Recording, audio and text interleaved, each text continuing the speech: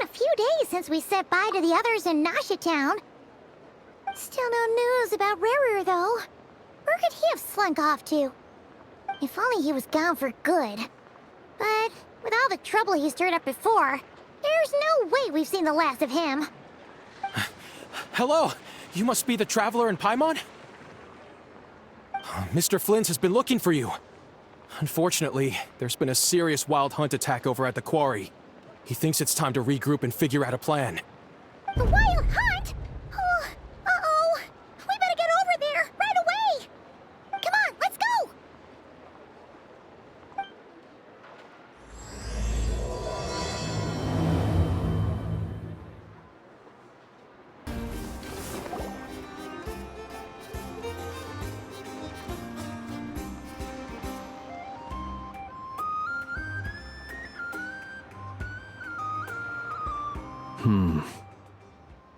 I can barely sense any Kuvaki at all. This whole area feels like a soulless husk. Looks like his appetite truly is insatiable.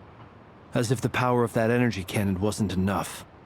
He's not seriously still getting stronger? What's his endgame here? Ah, everyone's here already. Hey, we made it. So, what's going on? We've all been on high alert since we split up a few days back, expecting Rarir to strike again. But it's like he just vanished into thin air. No one has seen him nor found any trace of his presence. That is, until this morning, when a ratnik found signs of wild hunt activity while out here on patrol. As you can see, the Crystonite itself is physically intact, but the Kuvaki it contained is all but completely diminished. And we're sure that Rarir did this. Who else? He's the only one who could pull off a stunt like this. Kuvaki loss has reached critical levels. Reikir of Solnari set to maximum threat level. Warning, unless de-escalation measures are taken soon, he will pose a threat beyond our ability to contain. The consequences could be catastrophic. Traveler, do you remember when we encountered Rarir just after regaining his body? There wasn't a shred of sanity left. Nothing but madness and rage. Yeah, didn't he shout out a bunch of names? Then he started raving about how nothing in this world mattered to him. Oh, Paimon gets chills just thinking about it. Oh, but the thought that he's still out there, lurking somewhere in Notcry, waiting for his chance to strike? Oh, even chillier. Last time we fought, we were already at a disadvantage. If he has such overwhelming strength, why would he suddenly go into hiding? Yeah, if I were him and I wanted more Kuvaki, I'd just take it by force. No point staying in the shadows. Unless something went wrong. His whole resurrection thing didn't exactly go smoothly. The other thing is, how does someone who's completely lost their mind still have the wherewithal to cover their tracks so perfectly? Beats me. According to certain medical studies, insanity does not always entail a complete loss of rationality. It may be that he is simply living in a world of his own. That actually sounds about right. He was ranting away to himself the whole time, like he had zero interest in talking to us. There are many unanswered questions here. He could be right under our noses, and we'd still be in the dark. Besides his name and title, we know little about him. Certainly nothing about his past, or what he might be hoping to achieve. Exactly. And we wouldn't even know where to begin looking. Even Boss hadn't heard of the Raihir of Solnari before all this. I'd be willing to bet that even if we gathered together every scrap of intel in Nodcry, we still wouldn't find more than, like, 3 useful facts about him. So, if we do nothing, he'll just keep getting stronger. But if we want to investigate him, we have no idea where to look. Last time we had Marionette and her big robo-buddy to help us, and we still barely held our ground. If we had to face him alone... Oh, Paimon's head hurts just thinking about it. What do we supposed to do against a threat this big? Well, I do have a little hunch about his next move. Given that he attacked the quarry, I'd say it's likely he'll target other places rich in Kuvaki. Somewhere like the Eye of Krati, or the Pillar of Embla. One thing's for sure. If we just sit back and let him keep absorbing Kuvaki, we really won't stand a chance against him. A perfectly reasonable hypothesis. However, it is worth noting that these two locations are quite far apart. To investigate them both, we'll need to split up. I agree, we should split up. Right now, Rarir's goal seems to be gathering Kuvaki, not fighting us directly. Once we're done, let's regroup on Hisi Island. Wait, why Hisi Island? If I recall correctly, your largest goddess statue was carved from Kuvaki-rich ore, was it not? That's right. Yes, it could well be a potential target of his. I should head back and start evacuating the pilgrims.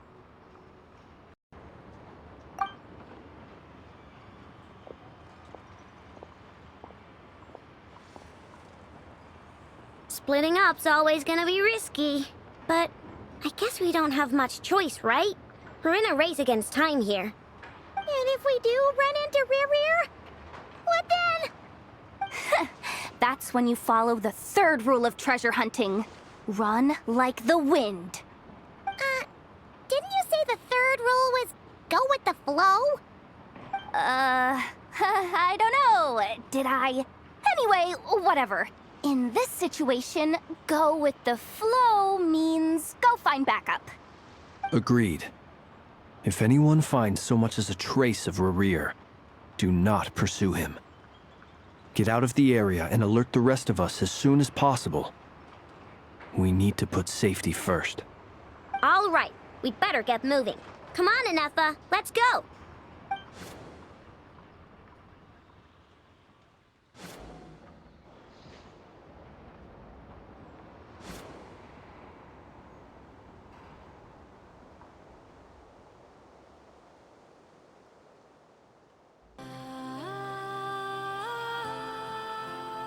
Any leads? Nope. Diddly squat. No clues to where he might be hiding. It's like he's a ghost. It feels like we're sitting on a powder keg that could go off at any second. Oh, I hate this feeling.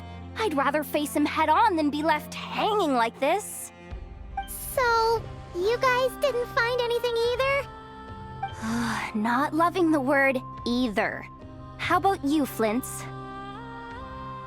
I questioned a few Ratniki and eventually narrowed my investigation down to one suspicious individual. But by the time I got to his place, he was already gone. Almost as if he knew someone was on to him. Either that, or he's just extremely cautious and doesn't stay in one place for long. He's been biding his time for a while now. The question is, where or what is his next target? No idea. Since regaining his body, he seems to have lost all interest in the fragment in my possession. If he did still want it, he's had plenty of chances to take it. All we can do now is hope that Aino and Anefa turn up some leads. Darn it, Rarir. If you've got the guts, come face me one-on-one! Wait, he's actually here? I didn't mean it, I swear! No, it's coming from Silver Moon Hall. The Lady Kutar might be in danger. Let's get over there, quick!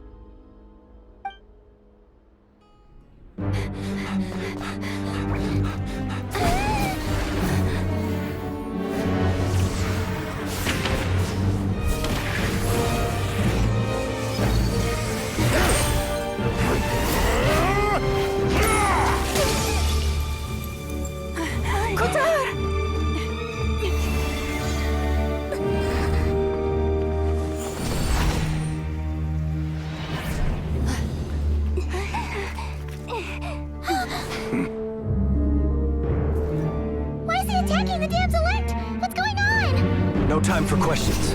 Stop him!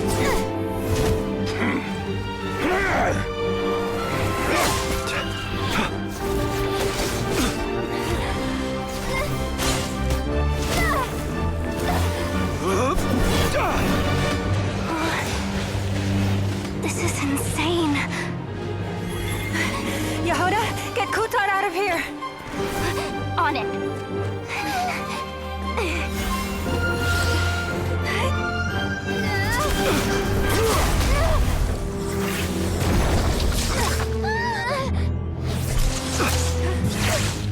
Look where your feeble light has gotten you. Now, you shall plunge into darkness. Thalindus, soon, I will find a way. Watch out!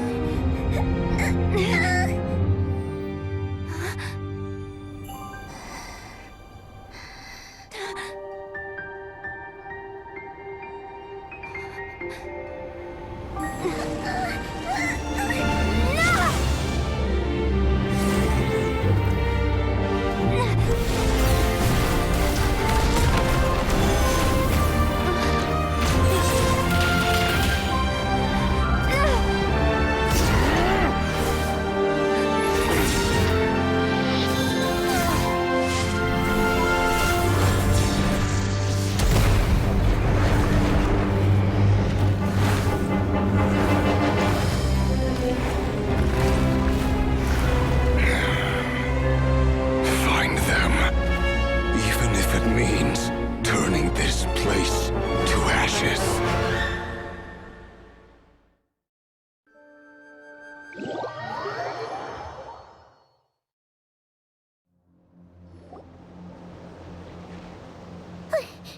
That was too close. We barely made it out of there alive. What's that guy's deal? How'd he get so crazy strong? He's a threat to this entire nation. I doubt his strength could even be measured by conventional standards. I have a question. When me and Anefa showed up, we saw him chasing after this lady like he wanted her dead. What was that all about? We weren't there for the whole thing either. They were already duking it out by the time we arrived. Yeah, we didn't see how it all started. It all escalated so quickly, we had no choice but to step in. Kutar, can you shed any light on the situation? Kutar. Cross-checking database. I see. So you're the one that the Frost Moon Scions refer to as the Moon Goddess? Wait, she's the moon goddess? Oh, no wonder she looks just like all those statues. There are many reasons why people might worship the moon, and just as many why they might despise it. I've never met that person before, but there was no mistaking his deep-seated hostility towards me. Why he holds me in such contempt, I cannot say. But since he hunts the power of the moon, it's no surprise that I am a target. Kutar. There are many potential motives. For instance, you help the traveler escape his grasp. This could be his way of taking revenge. It is also possible that he covets the Kuvaki inside you and seeks to take it for his own. The list goes on. But right now, devising a counter strategy should be our #1 priority. The likelihood of this location being discovered is close to 100%. A counter strategy? We don't stand a chance against an enemy like this. Surely our only option is to run. He's not gonna chase us to the end of the world, right? So as long as we can sneak out of Nodcry undetected. No, I can't say that. Come on, Yehuda. This is serious stuff. You can't suggest we all just chicken out. Running is our only option. Huh? You seem surprised, but what other choice do we have? We are facing an enemy we cannot possibly defeat in battle. Well, I mean, yeah, but but still. It's not too late. I can distract him, so you have plenty of time to make your escape. Wait, what? You're gonna act as bait? Doesn't that make sense? I'm the one he's after. There's no need for you to risk your necks on my behalf. A coyote doesn't stop for bypassers while it's howling at the moon. What is it, Loma? The Frost Moon Scions have already grown accustomed to life without their goddess. My presence here is no longer essential, and this is not my home, so you needn't ask me to stay. We can't just roll over and let him get away with this. That's not our style. Yeah, we can't just call it quits after everything we've been through together. Besides, she pretty much saved my life back there. If I just ditched her now, I'd never forgive myself. We can't overlook that you have saved our lives multiple times now. To talk of returning the favor would be a little crass for my liking. But suffice to say that we are friends, and friends look out for one another. River's true objective remains unclear. Even if we were to sacrifice Muskutar, there's no guarantee he would stop. But Kutar, I know why you left the Frost Moon Scions so long ago. It was because people started treating prayer as a form of trade. They would make self-centered wishes, force you to accept meaningless offerings in return, and then expect you to perform miracles for them, as if that were their entitlement. If it were me, I might have walked away too. But I believe that time can change everything, and that sometimes it takes losing something precious to appreciate its true worth. After much reflection, I've realized that this was never about whether the Frost Moon Scions need you. Any relationship based on need is purely transactional. What I truly hope is that you'll choose to stay, not out of obligation, but as part of our family. You were born here, and now you've returned. Who knows? Perhaps it was the moonlight that guided you home. thank you, Lauma. But my power is on the wane. I'm afraid I will be of little use to you now. Very well then. I'll do as you say. Both times you saved us, we were transported across great distances in an instant. Is that one of your powers as the Moon Goddess? It is, but I find it very draining. I barely managed to pull it off just now, and it will be some time before I'm strong enough to do so again. Rejected by the world, my power is dwindling.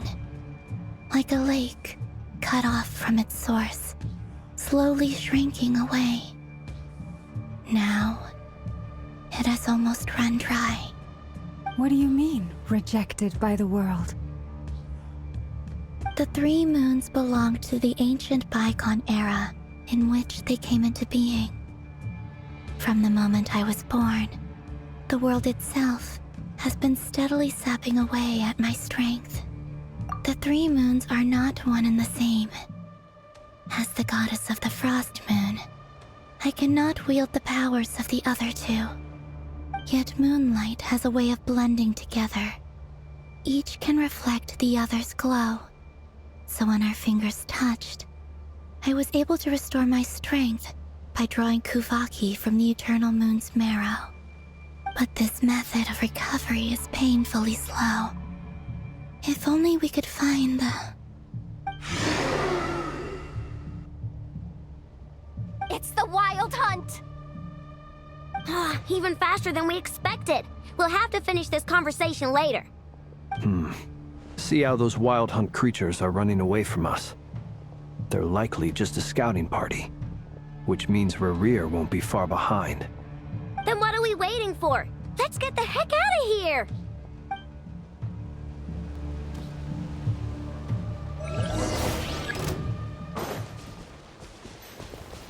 Lush is the moon. Observe. Beware the creatures of the night.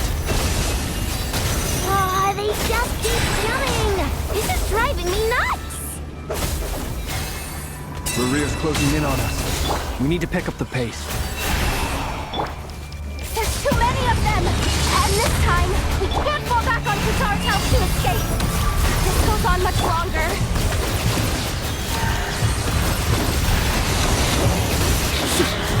Be silent.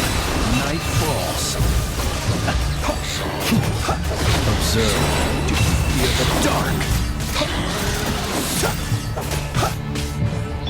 We leave this place with one heart. Kerplunk! Look! Insulation chamber deployed. Annihilation mode. Be silent. The long sleep beckons. Do you fear the dark? Observe. You poor lost lamb. By the frost moon. Go claw! Defensive mode engaged. Preparing for dust up.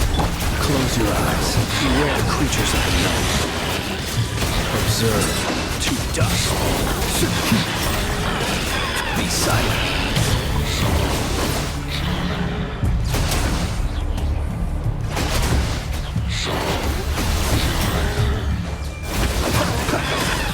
Close your eyes.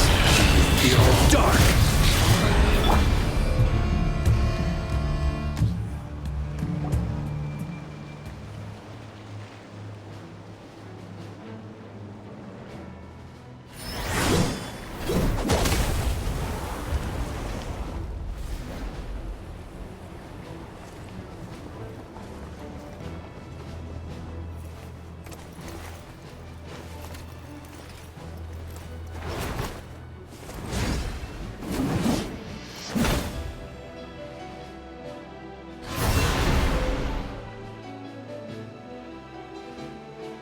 What's the matter? Bit off more than you could chew? How are you? Uncle Varka! You're back from Amsvartnir? Whoa! You're Varka? Grand Master of the Knights of Favonius? We could save the intros for later. Right now, let's get you all out of this hellhole. Follow me. I know somewhere you'll be safe. Oh, is that where I think it is? That's the one. Come on, move! There's no time to waste.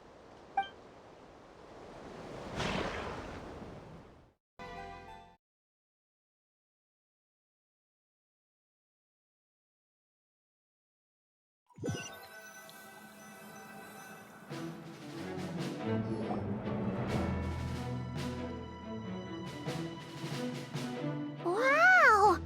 Where are we? This is so well hidden. Well, that goes without saying. This is the Knights of Favonius' meeting place in Nodcry, and a contact hub for the Northern Intelligence Network.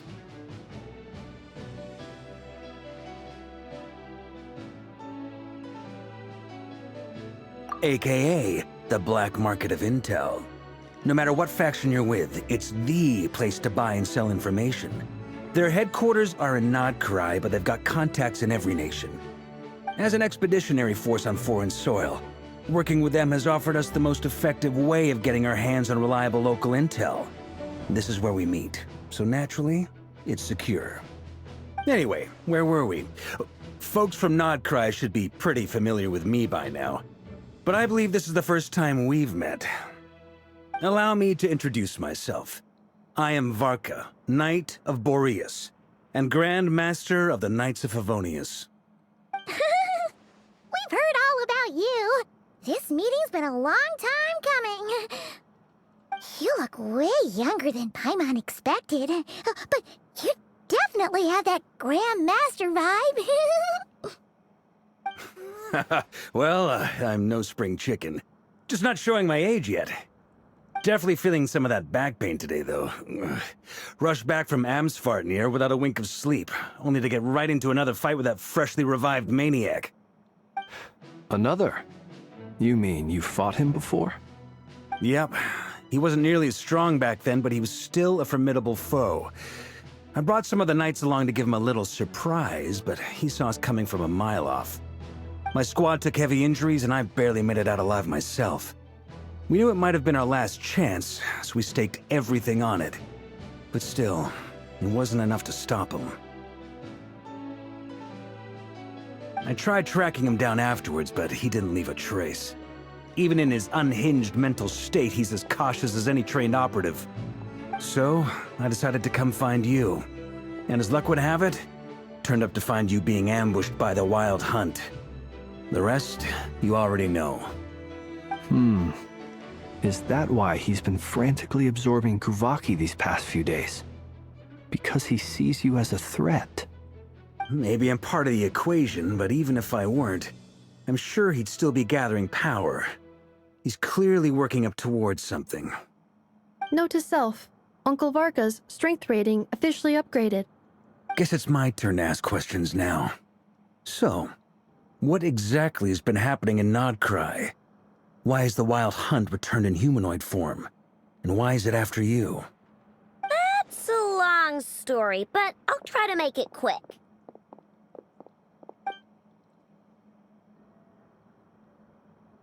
Wow, I had no idea so much had happened. Sounds like you guys have really been through it. So, the Kutar is actually a Fatui Harbinger.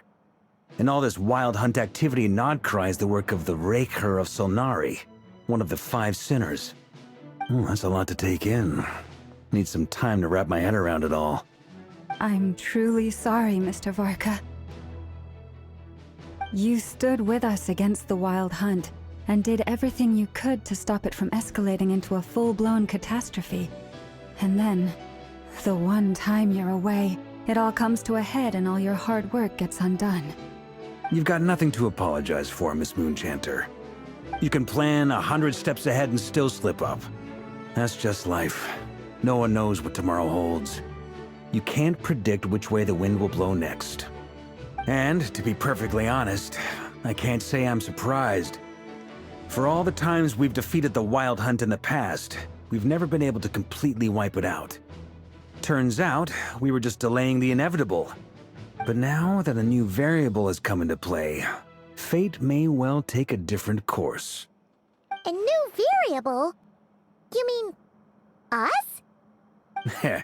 Who else? And in a strange way, I think his resurgence might not be an entirely bad thing.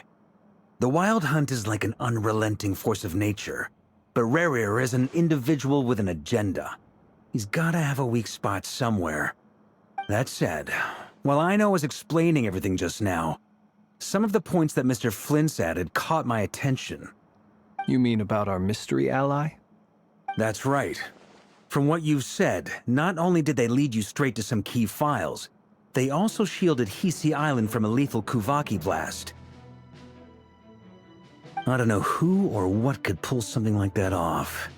Heck, even Miss Columbina doesn't have a clue. I hadn't heard the story about those files. Would you mind repeating their titles for me?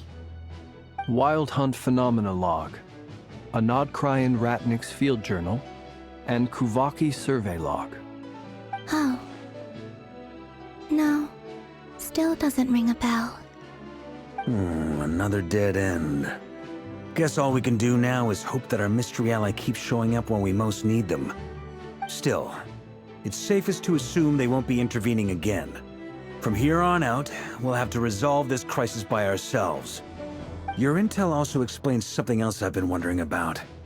The reason I led my team to Amsfarnir was because we'd had reports about a possible source of the Wild Hunt showing up there. But once we looked into it, it turned out to be a red herring.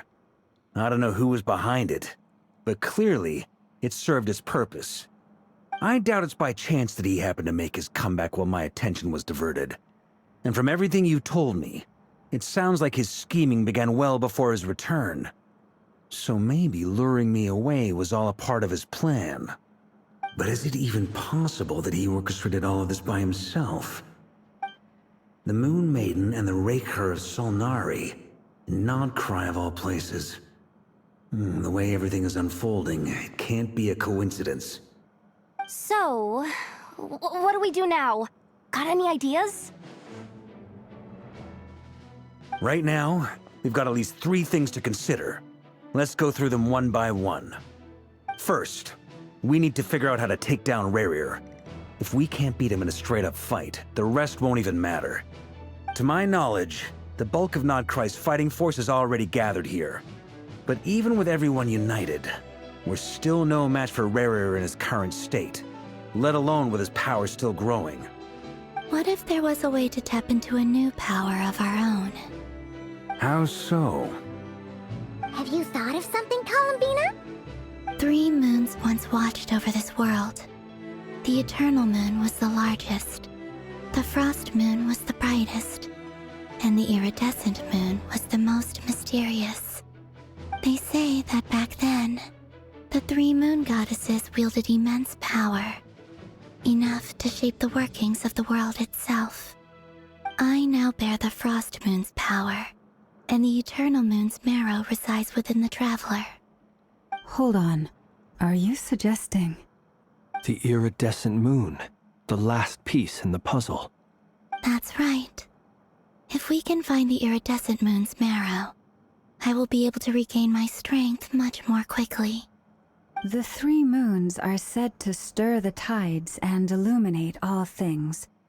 Perhaps they hold further secrets beyond our understanding. According to my analysis, the solution is feasible. However, it is subject to one major condition. How do we locate the Iridescent Moon's marrow? I know a way, but... we will need to visit the Fatui's Experimental Design Bureau. The Experimental Design Bureau? Are you saying we need to involve Marionette? Yes. I must speak with Sandrone. It's a long way from here to the Experimental Design Bureau. There's a high chance you'll be spotted. You shouldn't go alone. Then that's settled. Next up, our second priority. Somehow, we need to figure out Rerir's end goal. As you saw for yourselves, when he was still in his wild hunt form, everything he did was for the sake of recovering his body and resurrecting himself. His first act since then, after laying low for a while, was to try and assassinate this young lady. People's obsessions often reveal their greatest vulnerabilities. There must be a reason why he despises the moon so deeply. Perhaps it sheds some light on his title, the Raker of Solnari. The Wild Hunt has plagued Nodcry for centuries now. If we want to stop it for good, we have to get to the root cause of what's driving it. It's true. We still know very little about him. If Kuthar hadn't given us that lead, we wouldn't even know his name. But where would we even start? I doubt even the Intel Queen of Nodcry has a clue, and she has info coming out of her ears. Oh? That's a rather hasty conclusion for someone who's so painstakingly meticulous when it comes to dealing with machines. Ah, she heard me.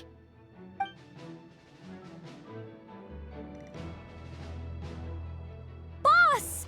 What are you doing here? I'm now asking myself the same question.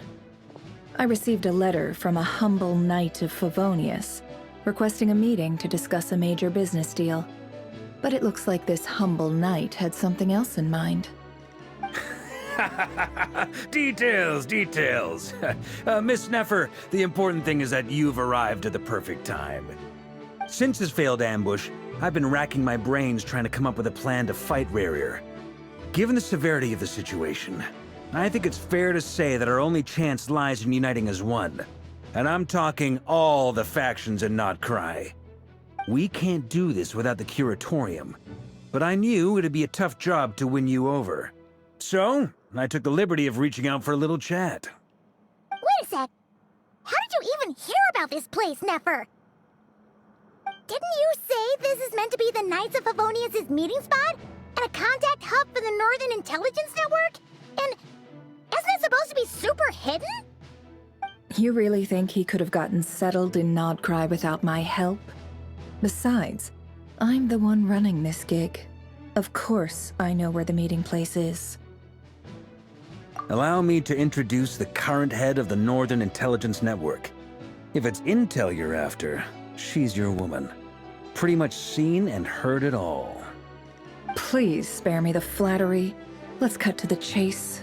Seems like you've run into some trouble, huh?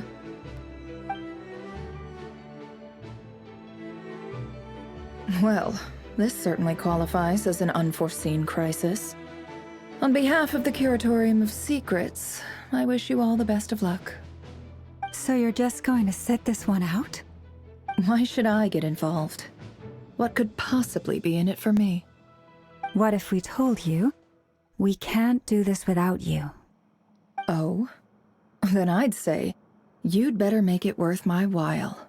I don't work for free. I can't put a price on something like this.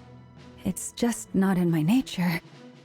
But then again, you and I have always been polar opposites in this regard. So I can't exactly say I didn't see this coming. If you insist on compensation, I will pay you. Consider this a formal commission. Sound fair?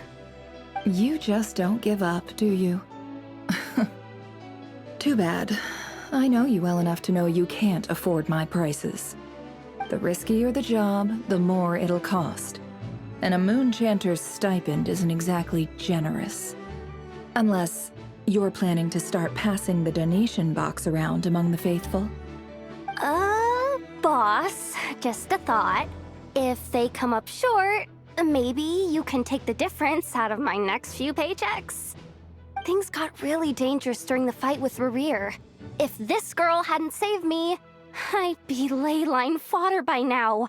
I'd be gone for good, boss. If there's any way we can make this work, I'd really like to help her. Please? I'm begging you. This is why I'm always telling you never accept favors. They are the hardest debts to repay. You have to be careful who you get involved with, or you invite all kinds of misfortune. Very well, Yehoda, I will help. But just this once. Don't count on this happening again. Flynn's, that fragment that Rerir was after, do you still have it on you? Of course. Let me borrow it. I need it to follow up on some leads. Wait, you actually have some leads? Shh. This is top secret information. I get it. We all have things we'd rather keep to ourselves. Plus, I know we can count on you, so we'll leave the intel gathering in your hands. And that brings me to the third and final item. We need to find a way to distract him. We need time to make our move, so someone will have to stall him. I'm in for this part, no matter what. Anyone coming with? Count me in too. Come off it, you two. Quit playing heroes. I'm way ahead of you here. Nefa did a scan of the Moon Goddess's Kuvaki signature, and we're gonna use it to make some decoys over at the Kramkake craft shop. Anyone who's in, follow me. Once they're ready, we'll deploy the decoys across Nogcry. So as long as the rest of you keep moving, he won't catch on to your scent and won't be able to track you down. I like it. Genius idea. No biggie. All right then, we'll split into 3 teams. Once your team has finished their mission, return here and wait for the others. Dismissed!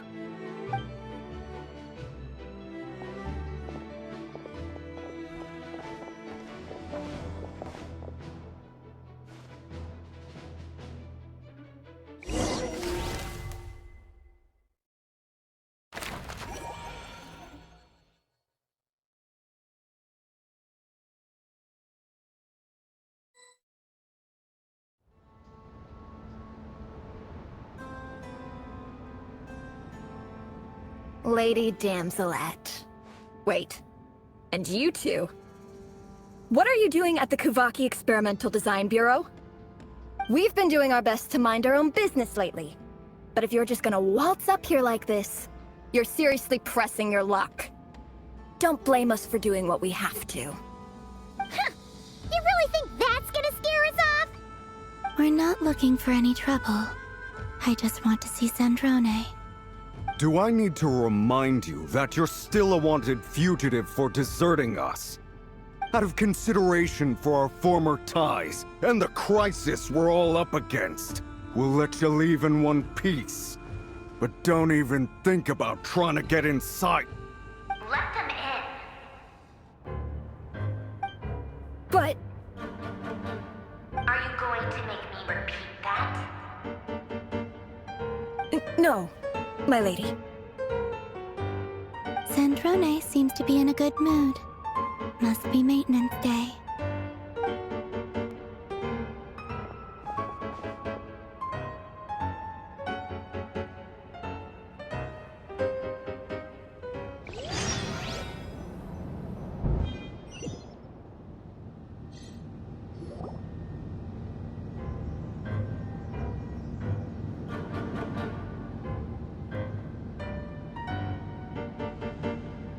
So tell me, to what do I owe the honor this time? Actually, before you answer that, just so we're clear, we're not colleagues anymore, Columbina. I don't owe you anything. I promise it's nothing big. It seems like you've gotten the wrong idea here.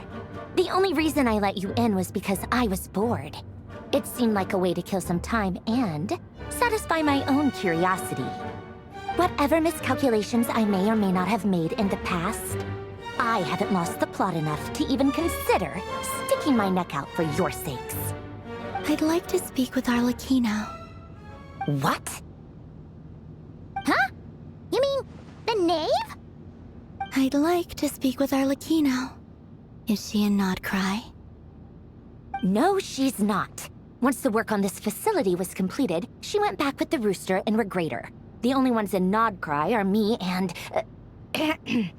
What is it you need to speak to her about anyway?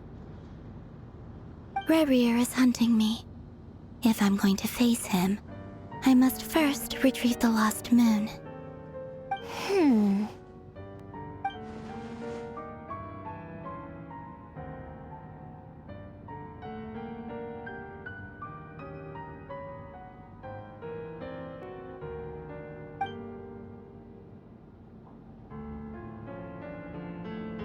Is that a no, then?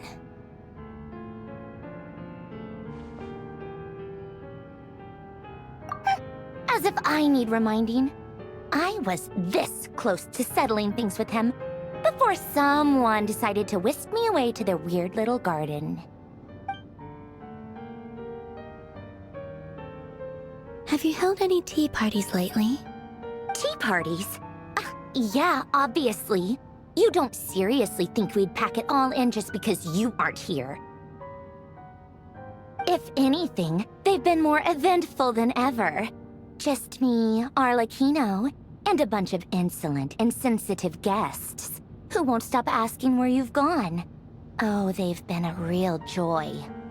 I bet you served them the worst tea you have. Just like you used to do to me when I upset you. Who cares about how good the tea is when there's no one around to drink it? I keep losing people.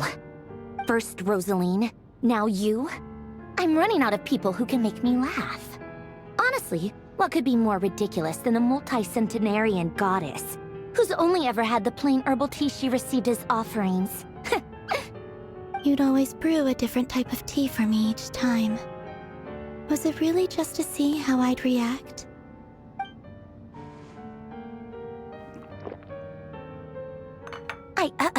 Well, duh. Why else? Watching you squirm was practically my only form of entertainment.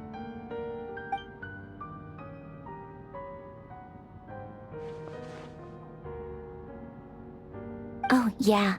And Capitano sometimes used to bring Tartaglia around, too. But I guess we won't be seeing him again. Well, I guess we are overdue for a get-together. Polonia! Have Febronia pass a message to Arlecchino for me. It's time for tea. Will suffice. Pass along a message for me, too, if you would.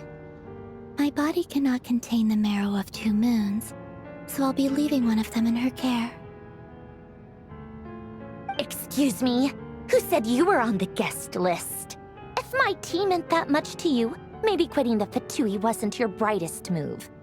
Back when you were under the Tsaritsa's protection, no one would have dared come at you so openly. But that protection didn't come for free. In fact, I paid dearly for it. At the end of the day, it was just another transaction. I just got tired, that's all. I never wanted any part in their grand ambitions, and I've had enough of being treated like a bottomless supply of power. It brings back memories from the old days, when I was still worshipped as the moon goddess. Centuries on, it may be a different group of people, but I see the same greed in their eyes. I figured you'd leave eventually.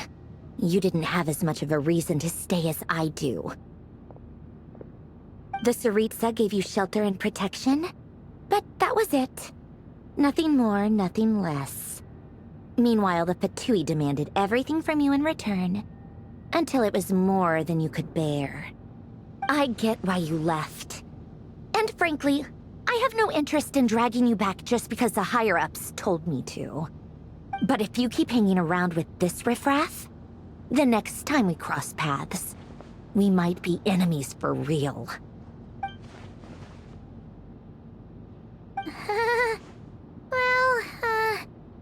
Guess that's our cue to leave? That might be your plan. But it sounds like someone else wants you to stay a little longer. Huh? What do you mean? Listen.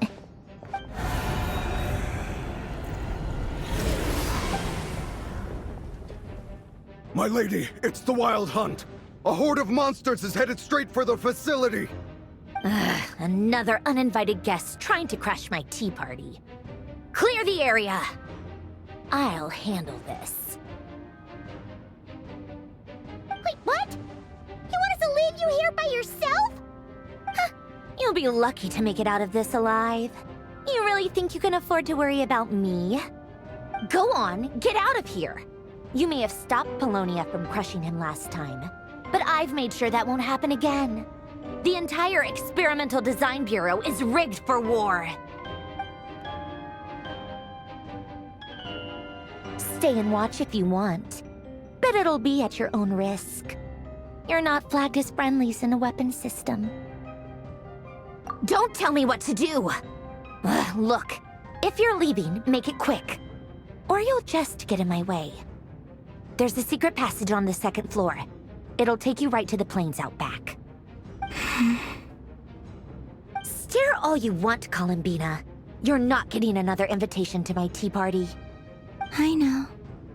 But thank you anyway, Sandrone. This is exactly why you shouldn't hang around with those people. All their melodrama and sentimental nonsense is rubbing off on you.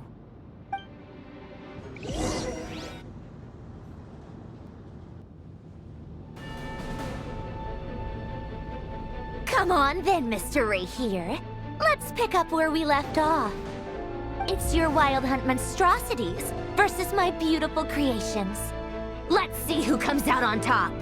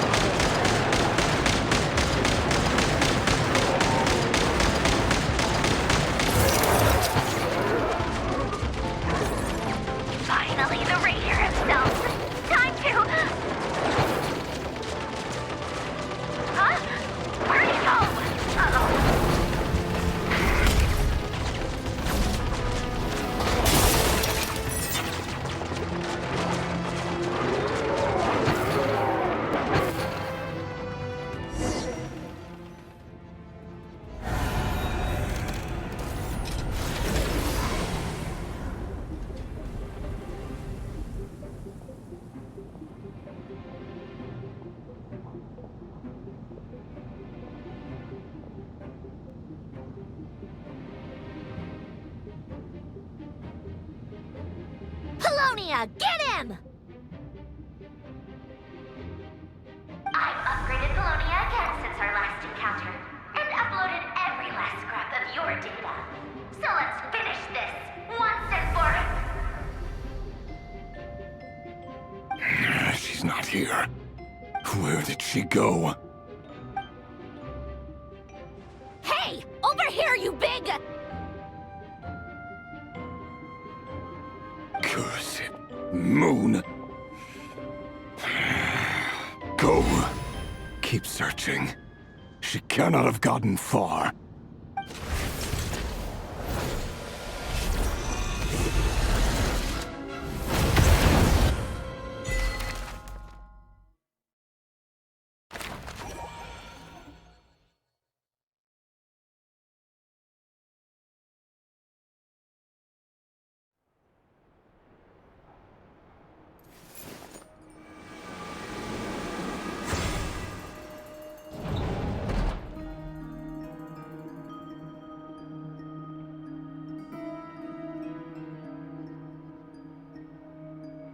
So this is your method for investigating Rarir's past?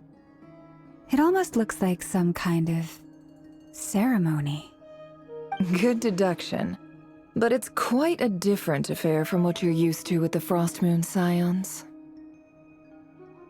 Whoa! First time I've ever been in here. Boss always said it was off limits, so I pictured some kind of creepy dungeon. But it's actually kinda nice. Oh, I guess this must be Sumero decor? That's where Boss is from. And that nice shopkeeper who sold me my treasure compass. I'm not sure exactly what you've got planned, but it looks like you're all set. When do we begin? Whenever we wish. But for some reason, I've got a feeling this isn't going to end well. I've never faced Rarir myself, but from what you've told me, his power is beyond anything I could imagine. I, on the other hand, am just an ordinary businesswoman. Our paths should never have crossed, yet here I am, forced to make an enemy of him. If you ask me, you're about as far from ordinary as it gets. So what are you saying? You're getting cold feet? Once I take a job, there's no backing out. Still, I have to ask myself if the power I'm relying on will even work on an opponent of this caliber. And also how to make sure I come out of this alive if things spiral out of control. Death is the one thing we can take for granted. It is the great equalizer, however fortunate or unfortunate we may otherwise be. So it's important to consider how to spend what lifespan we have left. Come on, boss. Lighten up. Quit talking about death. It's bad luck. For once, I agree with you. When you're up against a foe like Rarir, there's no such thing as being too prepared. Is there anything I can do to help? That won't be necessary. I've already made up my mind. Time to cash in a precious favor I've been saving for a rainy day. Yehoda, I need you to find someone for me. The sooner the better. Eh? Find who? That shady merchant who sold you an overpriced treasure compass the other day. Come on, boss. You're pulling my leg again. In what way is she shady?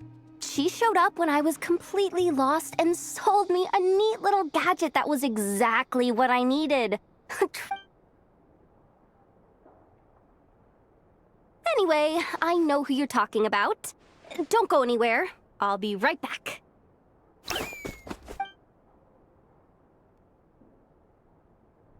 Quit grabbing me. I genuinely can't run any further.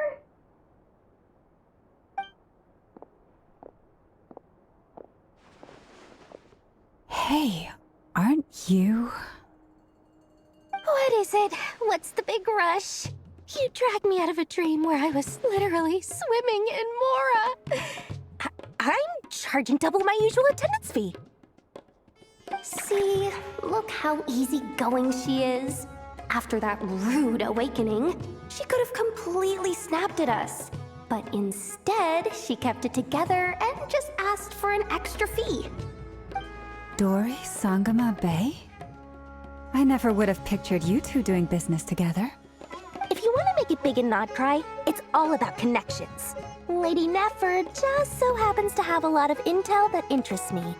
And she also did me a big favor in the past. It was back when I first arrived in Notcry. My trusty assistant, the genie in my lamp, had an adverse reaction to the Kuvaki and fainted. And wouldn't you know it, that's when I suddenly find myself in a life-or-death situation. Good thing my compatriot was there to swoop in and save the day. I've been giving her a 30% discount off all of my goods ever since. Now, so that no one here feels left out, I'm willing to extend a 20% discount to fellow friends of Boss Nefer. Plus, any other friends you send my way will enjoy 10% off. What can I say? The great Lord Sangama Bay is nothing if not generous. So, let me guess. You've run into some trouble? I've got everything you could possibly need. And the more you buy, the more you'll save. You guessed correctly. What have you got in the way of survival gear? The one type of gear I've never been short on. What are you looking for? A jetpack fresh from the Academia's labs? An ancient suit of armor dredged up from the bottom of the sea? At the very least, I need to know what kind of opponent you're dealing with here. If even you're worried about staying alive, it must be pretty serious. What if I told you it's someone with the power to bring a nation to its knees? Is that so? Then we really are talking top-shelf treasures. I don't have anything like that in stock right now. I'll have to ask my supplier. Your supplier? A powerful woman, make no mistake. I can't reveal her identity, but luckily for you, I hear she's planning to visit Notcry in the near future. If you're willing to wait, I can ask her when she's here. Can't say exactly how long that'll be, though. Then, let me put it another way. What would you do if you encountered an enemy like that? Roll over and serve yourself up on a silver platter? Of course not! I have a handy little trinket from one of my generous suppliers, which... Hold on. What exactly are you getting at? No! This is for my personal use only! Let's just say I'm borrowing it, all right? Just for insurance purposes. You'll get it back later. Favors are the worst kind of debt to owe, and now you've got a chance to repay one. A win-win situation, don't you think? Fine. You can borrow it for 5 days. No, make that 3. And for every extra hour after that, I'm charging you 1,000,000 mora. Deal? Deal.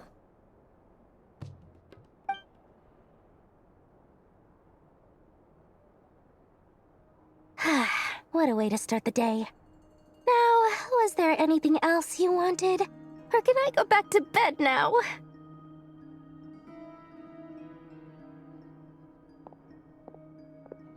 That will be all. Take care now. Don't trip up on your way back, friend. See you later! You're my favorite shopkeeper.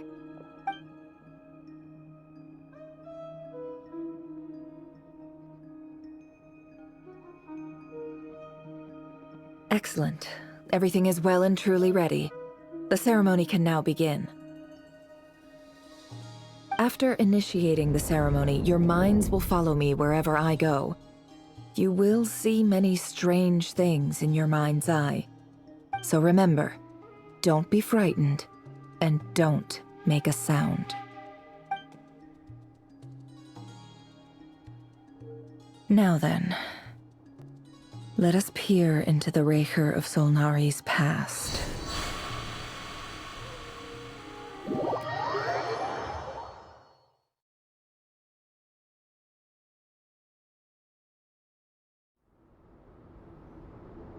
I made it. I don't recognize this style of architecture. Must be Conrian. Simple furnishings, table and chairs. It's a more ordinary house than I might have expected. Looks like the fearsome Raker of Solnari came from surprisingly humble beginnings. Unless this passed for luxury in Conria. Unlikely. It was said to be a very prosperous nation in its heyday. Anyway, I'll keep exploring.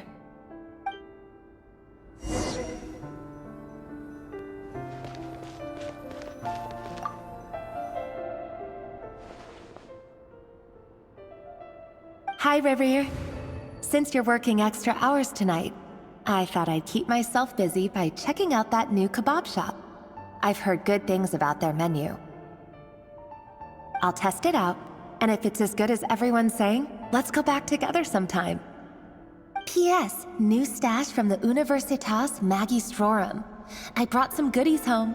A few teacups and a pin rack. Hope you like them. They didn't sign their name. But they must have been close. Sounds like they were living together.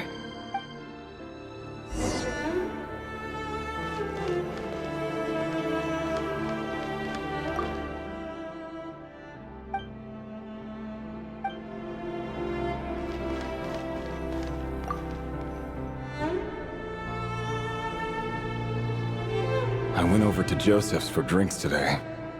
They have a fine collection, but I went alone. Felindis was tied up with something and couldn't make it. Joseph asked why I came alone, but I didn't really have an answer. He then went on to ask about other things. If you ask me, someone who asks that many personal questions is too nosy for their own good. But if he invites me again, chances are I'd still go. Felindis. That's the same name Ririr mentioned. Crane imports keep falling. If things don't pick up, we'll soon be back to meat and mushrooms only. Honestly, I'm not a huge fan of that new type of mushroom everyone's been into lately. Didn't it start out as a lab-grown variety? I heard it's even mildly corrosive. Seriously, why would you even eat something like that? I don't care if it's an impressive feat of alchemy. That just isn't the kind of thing I like to eat.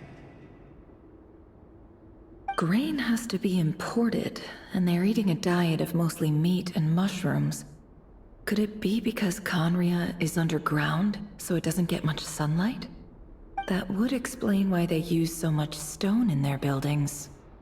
They even use alchemically modified strains for food. Seems like the people of Conria don't have many options when it comes to dining. I've just about saved up enough now.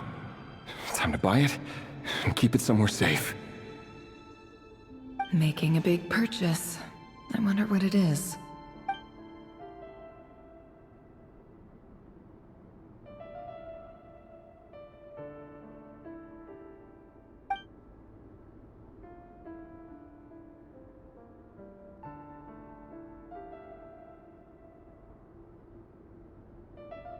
He really is a professional. No wonder he's so good at covering his tracks. Despite what he's become, it seems like he's retained certain habits, at least in this regard.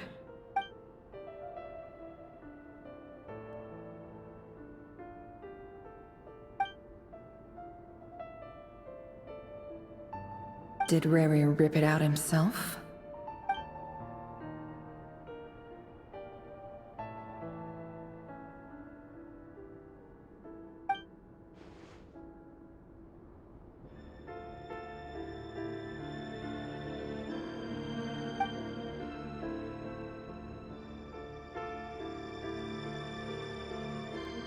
Before I met you, I was convinced that my heart was nothing more than a stagnant pool. The burial place of a fallen moon. A withered, windless grove where the waters rested forever unrippled. It was you who helped me see that my heart hadn't entirely withered away. That it could still beat to the rhythm of love. This is just trivial sentimentality from the looks of it. Why would he go to the trouble of hiding that? The burial place of a fallen moon.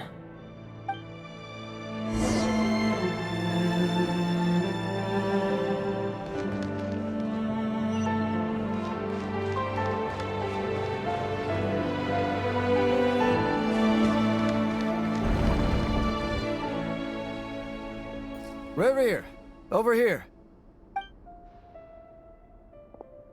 Dane! Oh, and, Vediflin here? What a surprise to see you here, sir. Hello there, Reverie. You need not address me so formally outside of court. He doesn't get that much free time, so I invited him over for a drink. Even the court prophet deserves a break every now and then, right? Well, I'm flattered. So, what are we discussing today? Hey, don't look at me. As far as I see it, we don't need an excuse to have a few drinks. Come on, don't give us that. Didn't you say you were about to pop the big question? How's that coming along? Who'd have thought the great Twilight Sword was an even greater gossip? I just didn't expect you to be the first one to settle down and get married, that's all. Yeah. If you told me that a few years ago, I wouldn't have believed you either.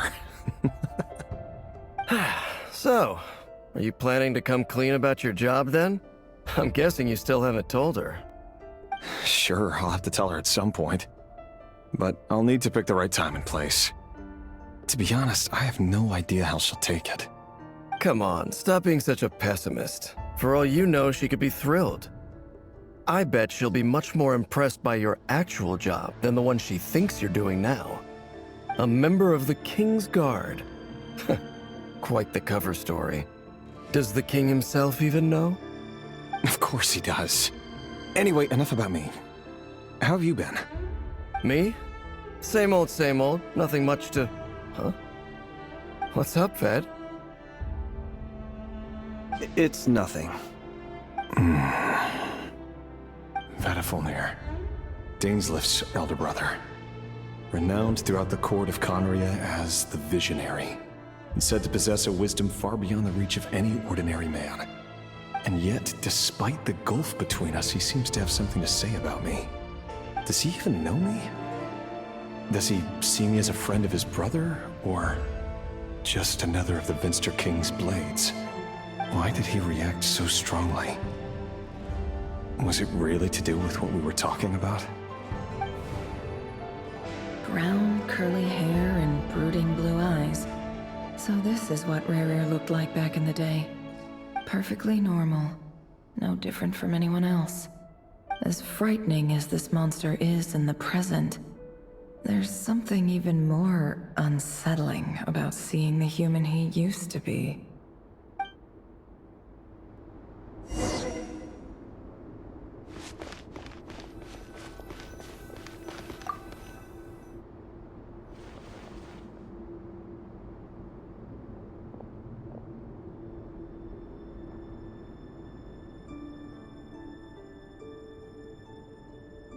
Felindus?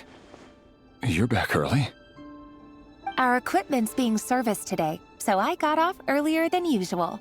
How's your day been? Aw, why the long face?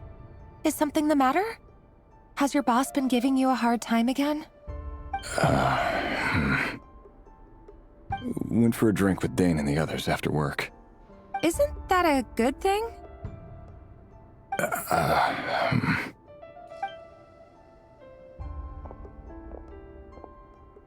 Vediflin showed up today, too.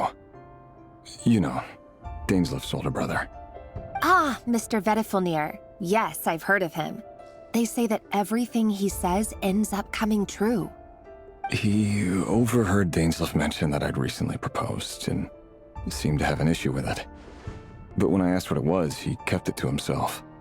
So, you're worried? You can be such a child sometimes, Reverie. We're nobodies. Why would the Visionary be concerned about us? I'm sure someone in his position has much bigger fish to fry. Maybe you're right. You worry too much, Reverie. We've been together for ages now, and everything's been going so well, has it not? You've even proposed to me. So, you do remember. Tell me then. What's your answer? Like I said, I need some time to decide. You can't just rush into things like this. We may be nobodies in the grand scheme of things, but if we want things to work out, we've still got to plan ahead. All right. Take your time. Just don't keep me waiting forever. Nobodies. Sounds about right. In the eyes of people like Vedalfnir and Dainsleif, what do we matter? Can someone whose gaze is so fixed on a far-flung future even see the present clearly? Besides, the dynasty's fate rests with the king and his inner circle. Whatever I do, it won't make much difference. Meanwhile, every idea they come up with and every decision they make, it affects everything. These days, the king is lost in his research, and the purge of the Crimson Moon bloodline grows ever more intense. The opposition tried to speak out, but nothing came of it. And I'm under no illusions as to why. Because we eliminated them and got rid of their bodies. A man can have 1,000 reasons to carry a sword, but there are few good excuses to use it. Yet the king has never even considered a gentler approach, and he never will. What becomes of someone who kills on another's behalf? Can he ever find true peace?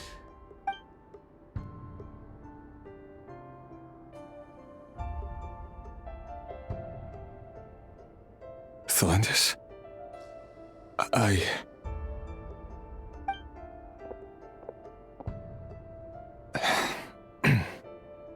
It's nothing. You were right. Fate has never smiled upon nobodies like us. But by the same token, it's unlikely to bear a grudge against us either. There's no reason we can't keep living happily together, cherishing the simple joys of each day as they come. See? You just need to stay positive, Revere. I can feel your warmth, your breath. You're right there, right by my side. Just seeing you makes me happy in a way I can't explain, and that's something that no one could ever take away from me. So smile, my love. Let go of that frown. You're right, Thelindis. I've just been overthinking things. That's better. Getting caught up about things like this will only ruin our evening. Speaking of which, all set for the ball tonight? I need to go get ready. You go ahead. I just have a few things to take care of, then I'll come join you. Even busier than the big shots, huh? Fine, I'll go get started. But don't be late. If you keep me waiting too long, I won't be a happy bunny. Relax. I'll be there. Seriously, though, you drive a hard bargain. You're really gonna leave my proposal hanging and still expect me to take you to the ball?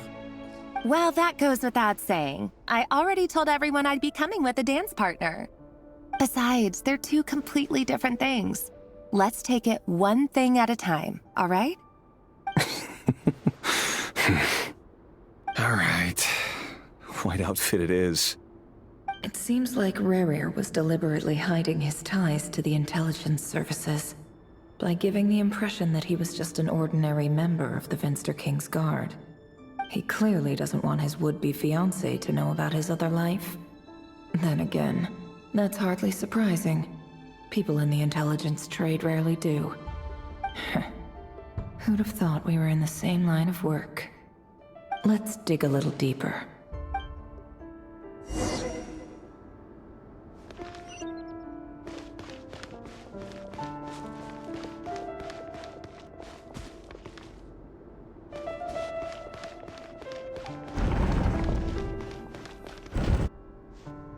Our last operation was a resounding success, and all thanks to you, Rahere of Solnari. In total, we apprehended 32 dregs of the Crimson Moon, and 67 accomplices. After all these years since the dynasty's fall, so many of them still linger on. Indeed, it cannot be denied. Yet it was destiny that the Crimson Moon should be overcome by the eclipse, and that His Majesty, the all-seeing Finster King, now guides our nation on the path to prosperity. Khaenri'ah has no further need for a dead moon. But alas, there will always be those who refuse to see the truth. choosing instead to romanticize the past. That's not entirely true. Much about the Crimson Moon era was worthy of remembrance. And that's exactly why they keep trying to see it restored. Many of its secrets remain unsolved to this day. As it happens, that's precisely the field of study my partner is devoted to. You still haven't told her what you really do for a living. Where would I even start? How do you tell someone that you're one of the king's hand-picked executioners? That your hands are steeped in blood? You didn't choose this life, any more than I did. Orphans like us don't get a say. But I'll sure as heck be the one to pay for it.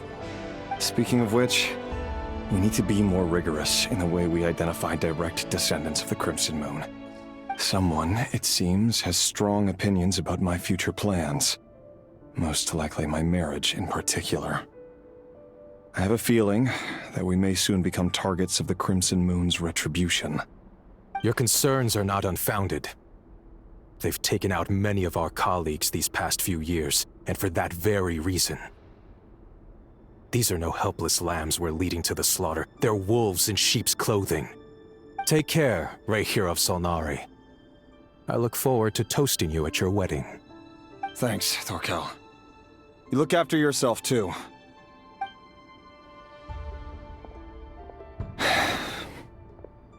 Thelindis, I never wanted to keep this from you. You're the last person I would ever want to lie to. But that's exactly why I can't tell you everything. There are things you shouldn't know. Things you cannot know. The moonlit dynasties are a thing of the past. Yet even now, with the sun shining high in the sky, there are those who would call forth a dead moon's ghost. Could that be why Vedalfnir held back? Or was it because of some court secret he's not at liberty to share? I have to get a clear answer from him. No matter what happens, I will protect Thelindis. Rarir seems to be very concerned by Vedalfnir's reaction. Vedalfnir and Dainsleif, the Visionary and Twilight Sword. So that's what they were really like. I've investigated this whole area now. There doesn't seem to be any other memories here. Should I try somewhere else? Wait a second. What's this black smoke?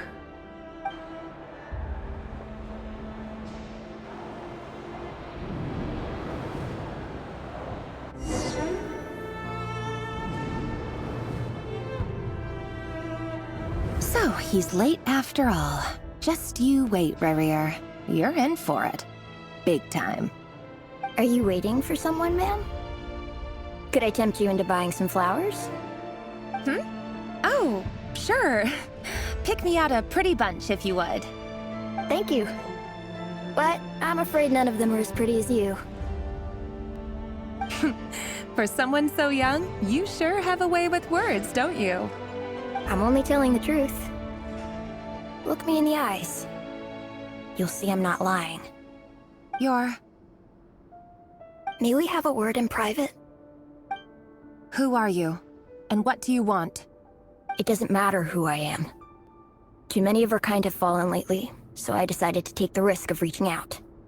Not long ago, the Rahier of Solnari led an assault on one of our strongholds. We suffered many casualties, and many who came to our aid lost their lives as well.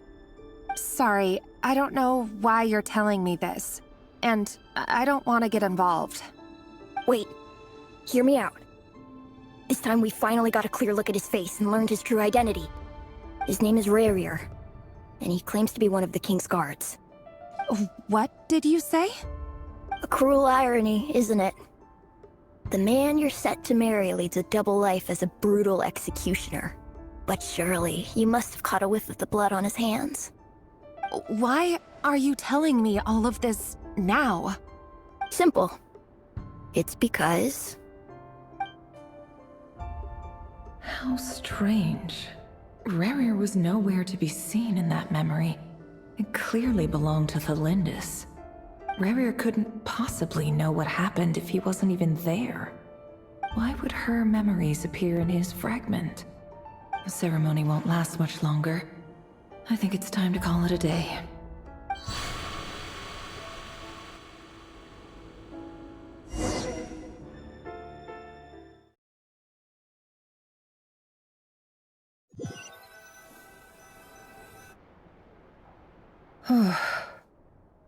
So that was your doing? Did you just pull us inside Rarir's fragment to spy directly on his memories? Any more questions, and I'll have to start charging. I had no idea you could do that, boss! Seriously, that was amazing! We're not worthy. We're not worthy! I gotta admit, though, I'm itching to see what happens next. Feels like we barely scratched the surface. I'm just as curious as you are, but the ceremony only allows for limited time inside. That's all we can see for now. Luckily, we managed to learn quite a lot. So far, so good. I just hope the others are doing okay too. Especially the group with the Traveler. Their mission is a risky one. Let's hope it's all going smoothly. If you're worried about them, go see how they're doing. If I know Boss, she's gonna need some time to write up all the details and make sure it's all coherent. I'll stay behind to lend a hand, but feel free to head back and meet up with the others.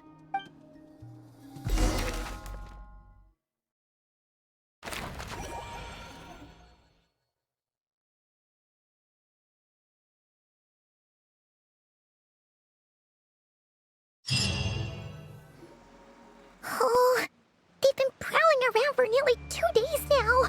These things just won't quit. Oh, they might not have seen us yet, but them constantly sweeping the area, our way out is completely blocked. Oh, that's never gonna work. One little slip up and it's game over.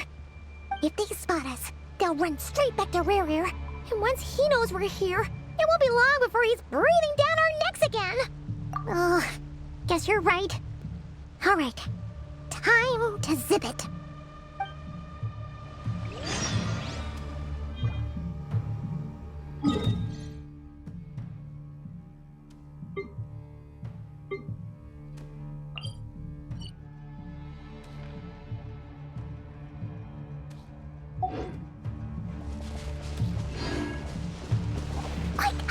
We almost got spotted.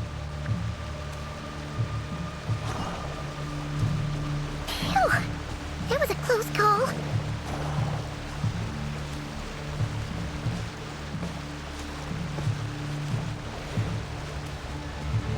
Watch out! It's coming this way!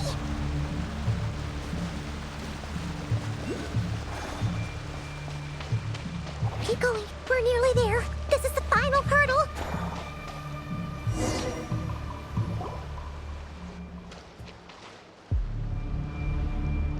Oh, there's no end to these things!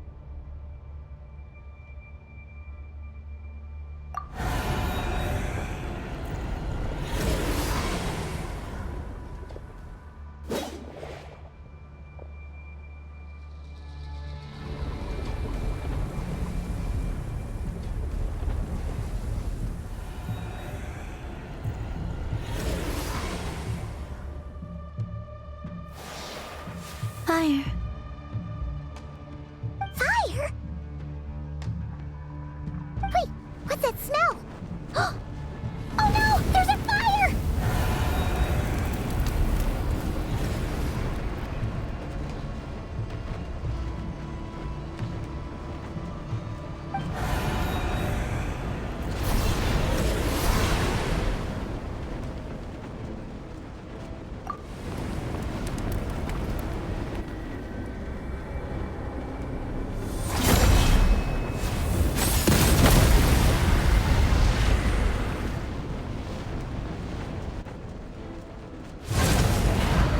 Sandrone was right.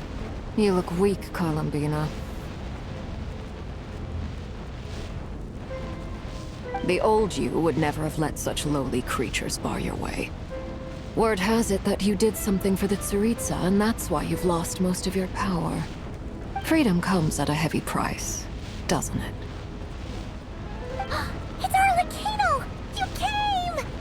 Hello again, Columbina. And greetings, guests of the House of the Hearth. It's been a while, Arlecchino.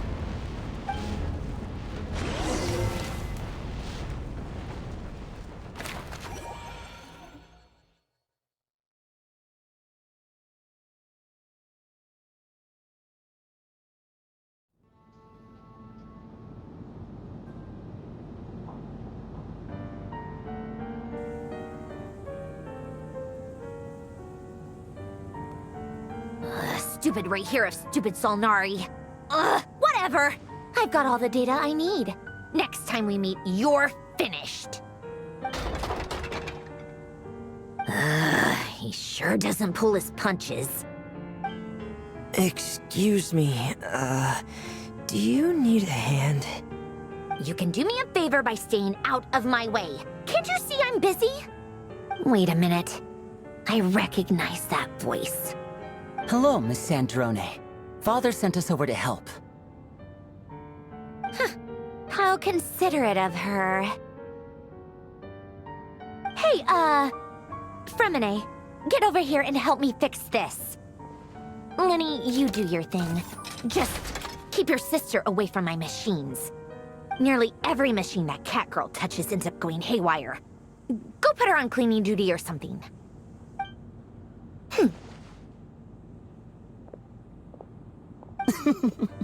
Then let's start downstairs. Fremine, we'll leave this place to you. You've got it. Wait a second. Pretty sure there's still some tea in the cupboard. If you want some, you'll have to make it yourselves.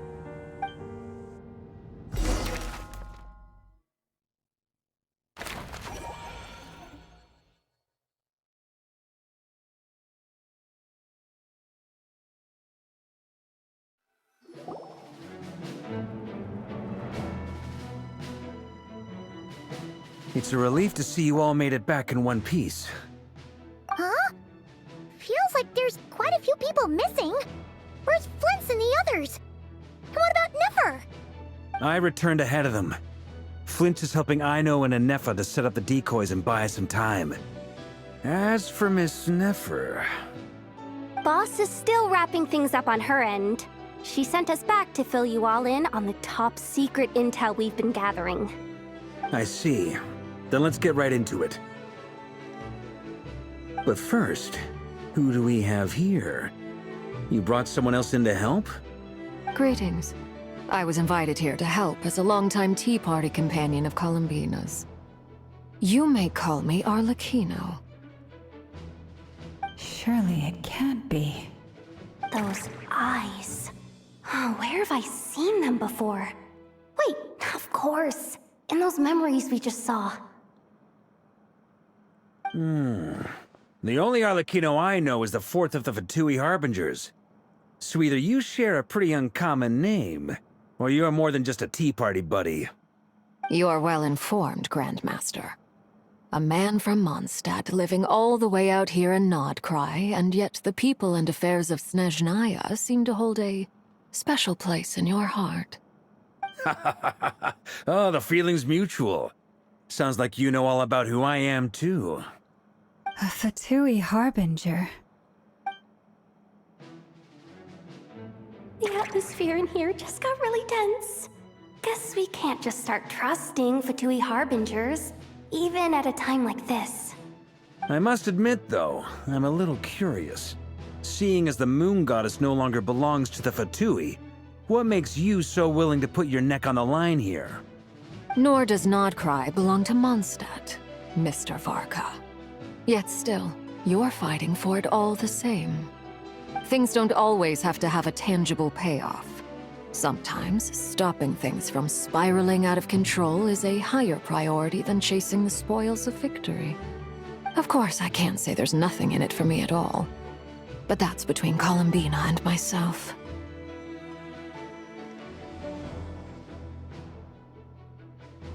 Forgive me. I don't mean to doubt you.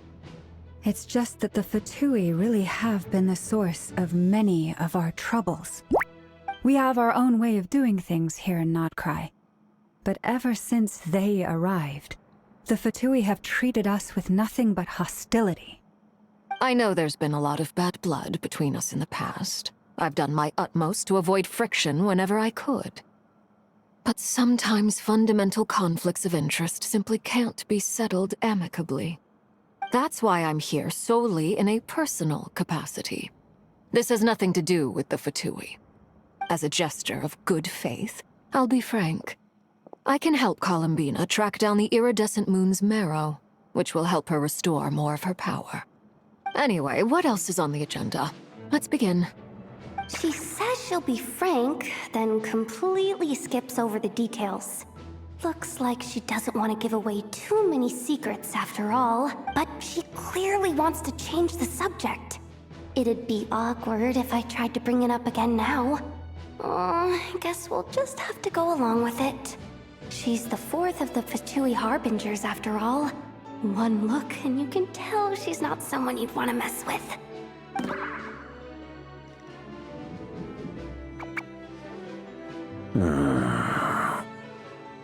Well, since Miss Arlecchino sounds confident in her ability to handle that, we'll proceed to the next topic. Yehoda, time to share that top-secret intel. Alright, listen up everyone. First, we now know that Rerir was originally a Conrian secret agent whose primary mission was to hunt down and assassinate the so-called Dregs of the Crimson Moon. The Dregs of the Crimson Moon? Mm-hmm. In the memories, there was a lot of talk about the Crimson Moon and Eclipse, and a whole bunch of other stuff from the time of Conria. To my knowledge, those were the names of 2 different Conrian dynasties. Long, long ago, it is said that the people of Conria worshipped the Crimson Moon, drawing a mysterious power from its reflection. But one day, a coup saw the Crimson Moon eclipsed, hence the name of the new dynasty that replaced it, and how it became the new emblem of Conria. Still, long after the Crimson Moon dynasty had fallen, the last ruler of the Eclipse dynasty, the Vinster King, still coveted the secrets it left behind. So, he sent the Rehir of Solnari to secretly hunt down the Crimson Moon's few remaining followers. In those days, Rerir showed no signs of madness. In fact, he was as normal as any other person. Oh, and he had a fiancé, or at least a would-be fiancé, called Tholindis. What's the matter?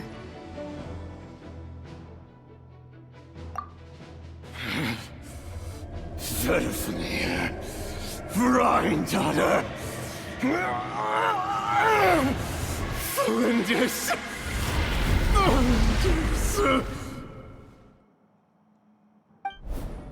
Interesting. Anything else? What about this would-be fiancé of his? Do we know anything about her? Well, she was a researcher at the Universitas Magistrorum, but it felt like she was hiding some kind of secret. Oh, and one more thing. For some reason, Rerir's fragment also contained some of Tholindis' memories, though only a very small portion. Well, no shortage of potential leads, I'll give you that. In any case, it sounds like we can conclude that while Tholindis was still around, Rerir appeared to be lucid and quite normal. Tholindis, it seems, must have been the one thing in this world that he couldn't let go of. Tell me, though, were these pure-blood Conrians we're talking about here? Why do you need to know that? Hold on. If she was a pure-blood Conrian... Oh yeah, just like how it was with the captain. If we could somehow find her, do you think there's any chance Rerir might regain some of his sanity? It's possible, but it would take a miracle. We can't pin all our hopes on that. That merchant who never knows, Dori Sangama Bay. Maybe we could hire her to look into it. All right, then. Let's keep working in our separate teams. Traveler, Paimon, Kutar, and Miss Arlecchino will go look for the iridescent moon's marrow. As for the others... On the way over here, I noticed that the Wild Hunt monsters had grown even more frenzied in their search for Kuthar. At this rate, the people living here will be in grave danger too. So I'm thinking of gathering together some of our followers to go wipe them out. I'll head back to the curatorium and meet up with the boss. Feels good knowing we've all got something to be getting on with. Given that the Wild Hunt has been a lot more active lately, the Lightkeepers have likely begun their own operations too.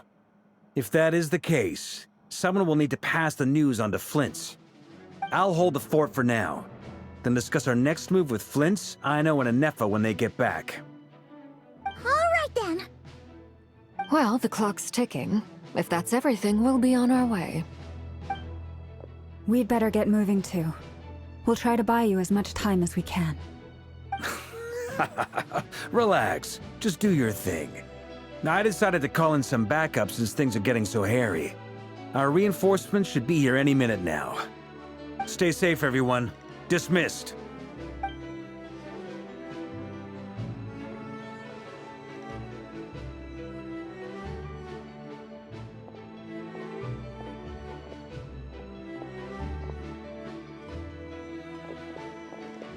We're back.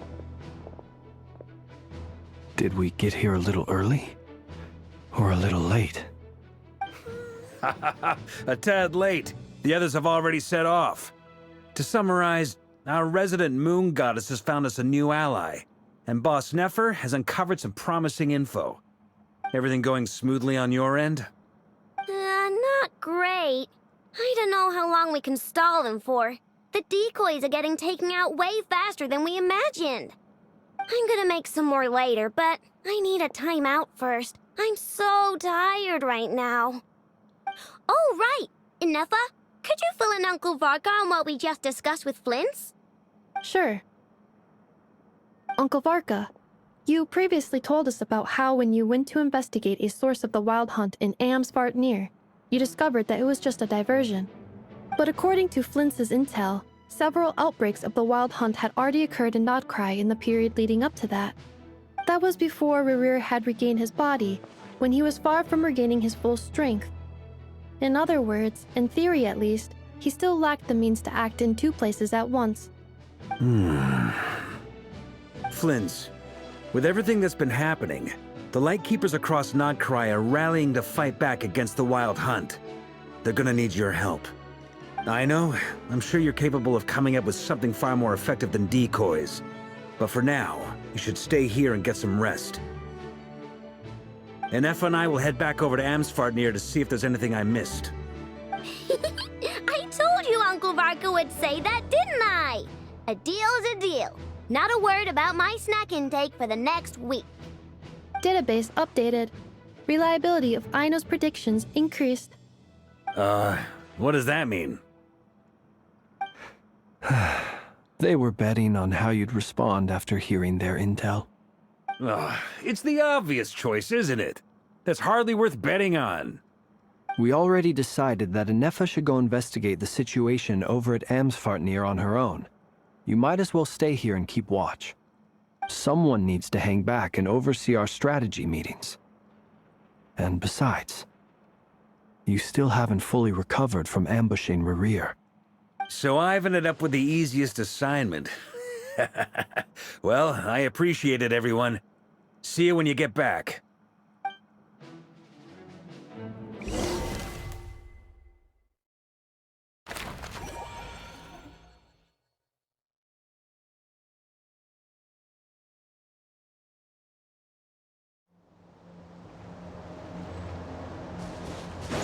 Try and stop me!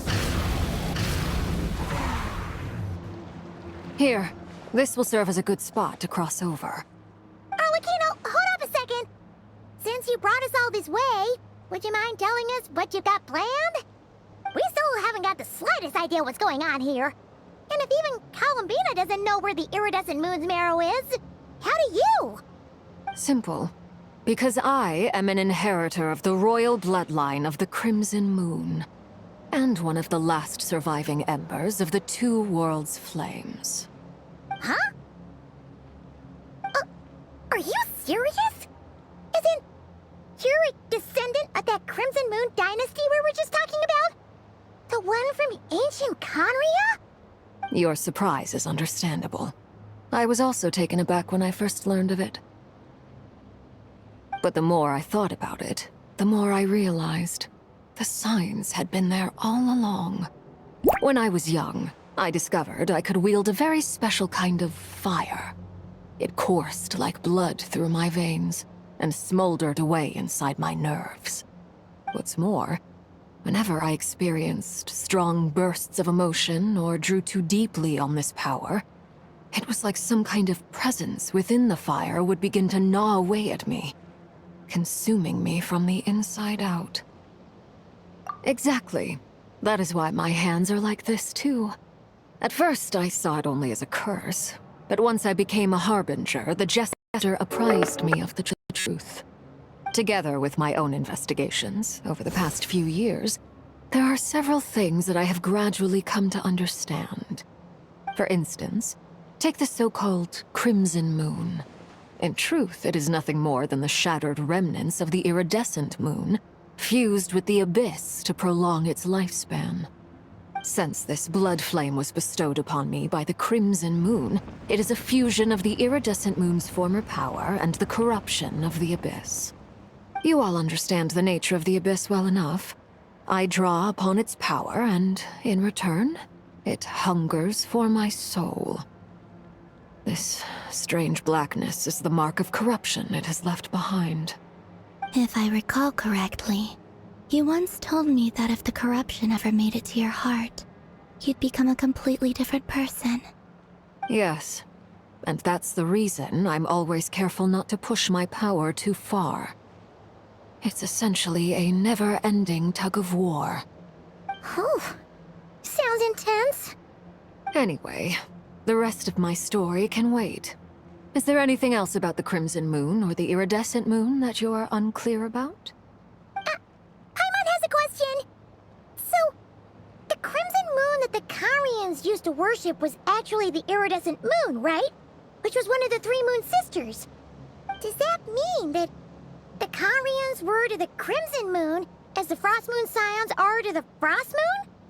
So much of that history has been lost. We have no way of knowing exactly what they were like. But I would suspect that the Conrians weren't as devout in their moon worship as it might appear. The iridescent moon's remains simply served as their link to the abyss. Later on, perhaps someone discovered a way to make direct contact with the abyss. Or maybe there was some kind of ideological divide. Either way, a dissenting faction staged a coup and drove out the royal heirs of the Crimson Moon dynasty. Still, even with the dark sun looming high overhead, the Crimson Moon's glow never truly faded.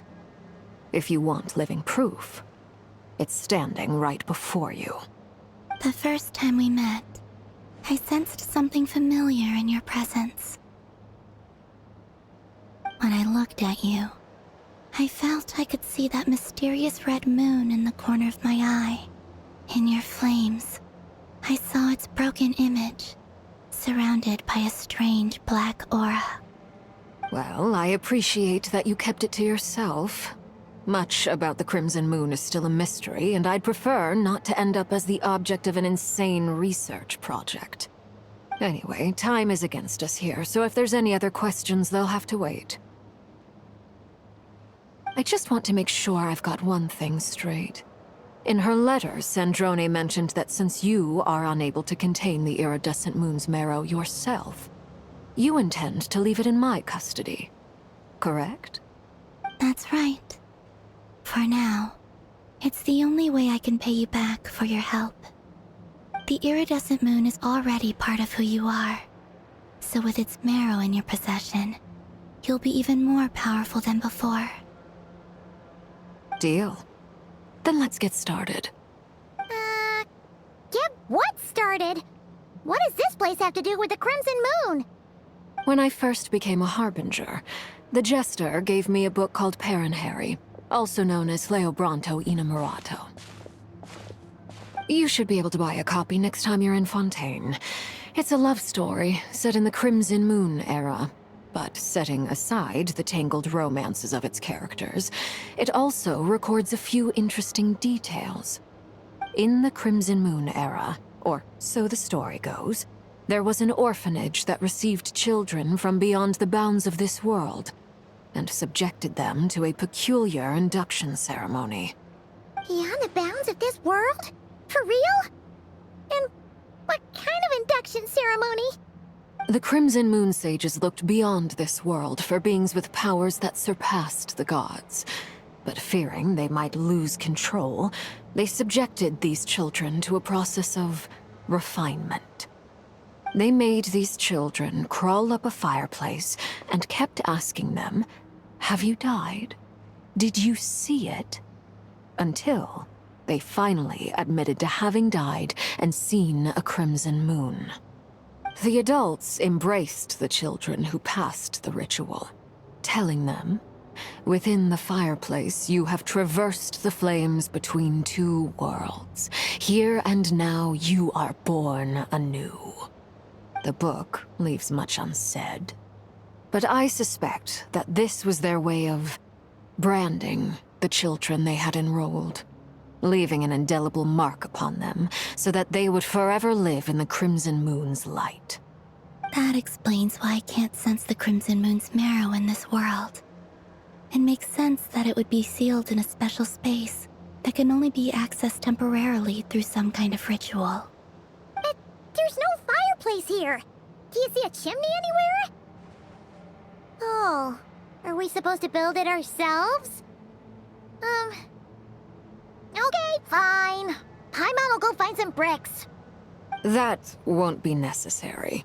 The fireplace is purely symbolic. The key to the ritual is crossing the flames between two worlds.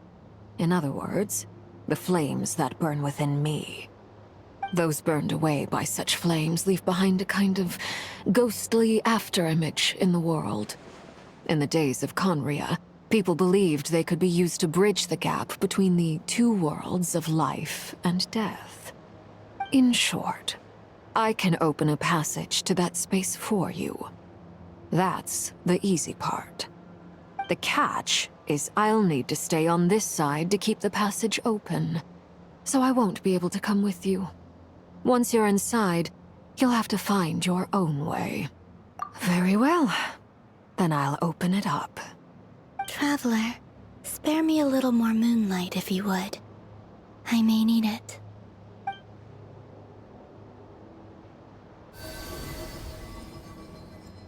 Thank you. I feel like I've recovered some of my strength now. It should be enough to move us across short distances and confront whatever dangers might await.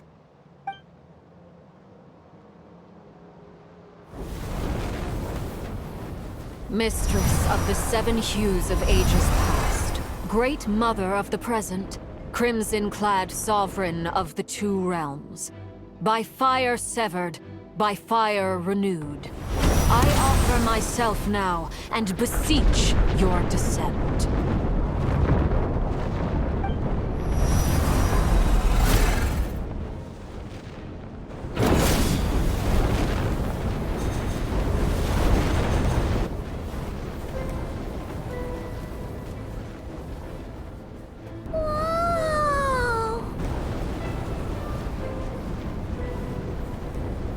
One word of advice. As you're crossing over, no matter what voices you hear, do not answer. Got it! I sense a sinister gloom inside, but also the familiar light of the moon. I feel that I am about to meet an old friend who has changed beyond all recognition. All right, let's go.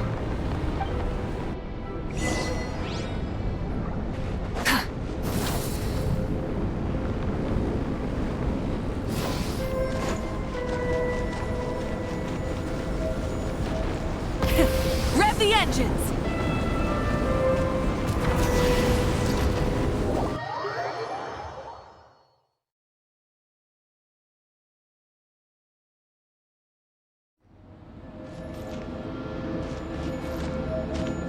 I sense your presence.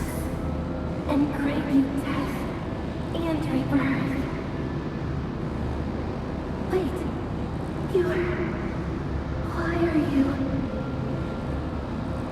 You've crossed over from another world, transcended faded self. Hey! Look up at the sky! A red moon! This must be the spot, right? Is that the abyss? It's practically filled the entire place. What now? What a tragic sight. Fragments of your broken body, seized by the abyss, and hung up aloft like mummified remains. Iridescent moon. Was this truly what you wished for? Careful! There's something spooky about this place. Feels like something is lurking in the fog. Haimon's right behind you. Whatever you do, don't run off without her.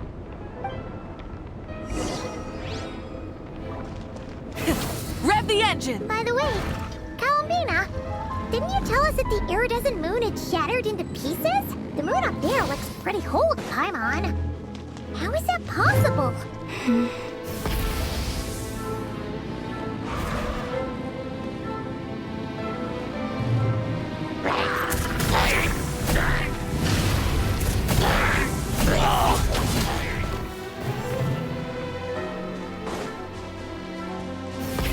Rev the engines! Just like I thought. It was only a facade. Blazing sun! Try and stop me!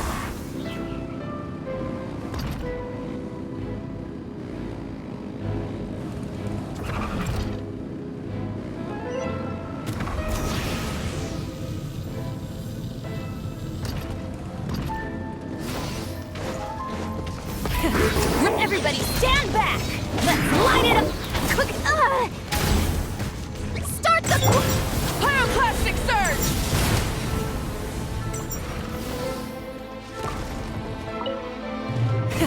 Rev the engines!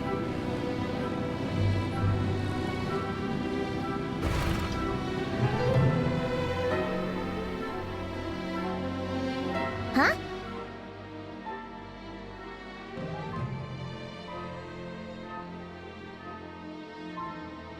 Huh? For real? That's way too high! There's no way we'll be able to reach it! No. I'm not sensing anything up there. It's coming from under the mountain. Let's see... Ah! There's some kind of weird shadow over the water! Wait, see that? Looks like a mechanism of some sort. Let's check it out!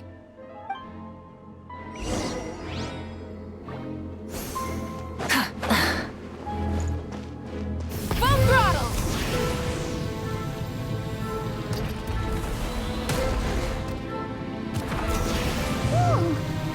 Looks like a device from the time of Kalia. Maybe people once came here to study the Crimson Moon's domain, and they left this behind. Oh, if we can activate it, we might find some clues.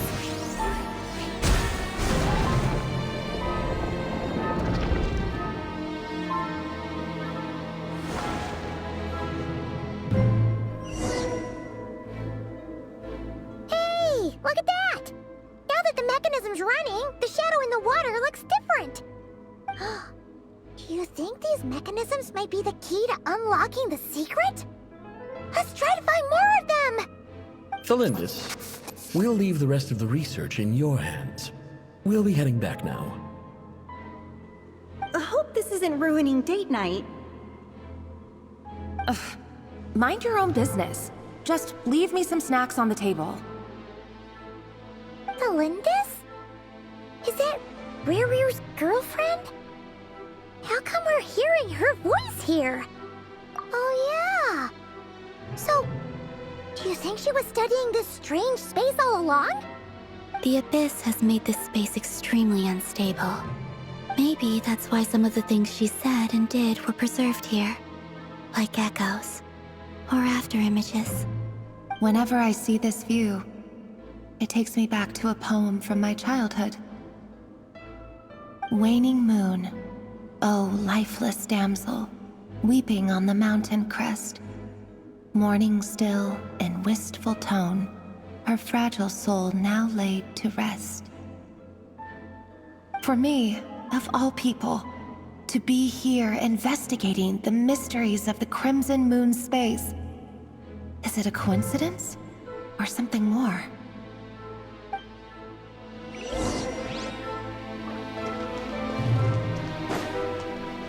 Try and stop me! Yeah!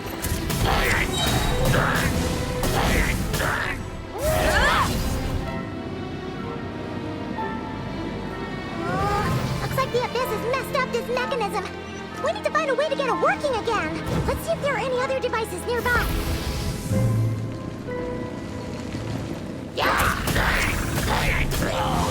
Incinerate! Light of the blazing sun!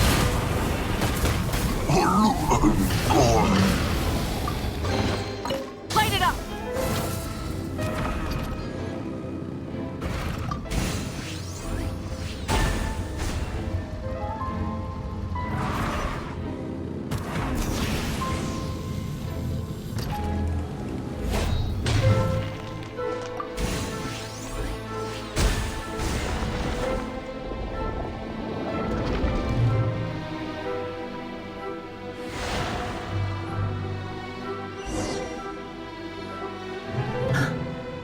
See.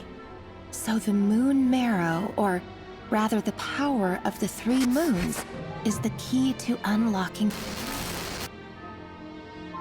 If it really does exist, then maybe this madness can finally be put to an end.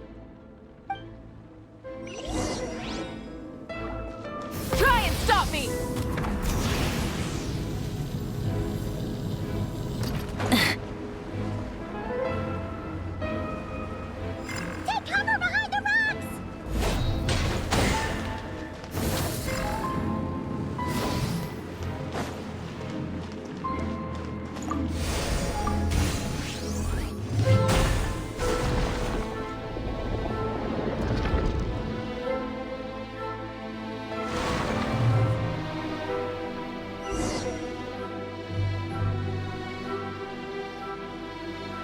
With the Abyss inhibitors in place, I should be able to access the chamber with the moon marrow. Oh, Rerir, with every step you take, you're drifting further from what you truly desire. But you're not the root of the problem. Ever since that outsider set foot in Conria, the Vinster King has sunken deeper into madness. If only I could get my hands on that outsider.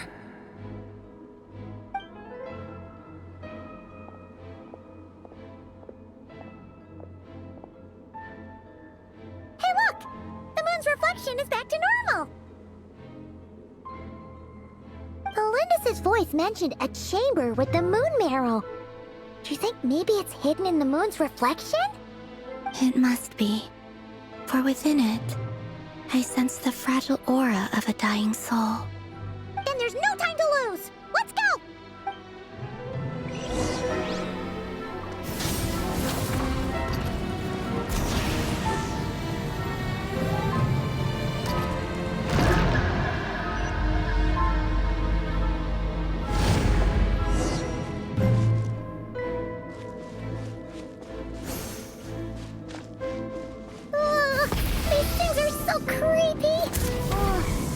Looks like we'll have to destroy them if we want to get to the iridescent moon's marrow.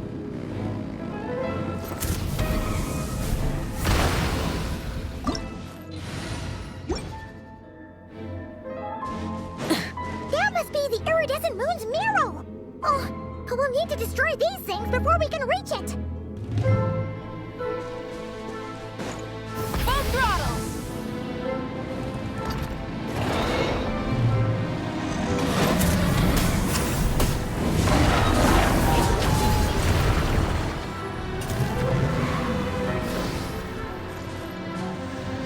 Try and stop me!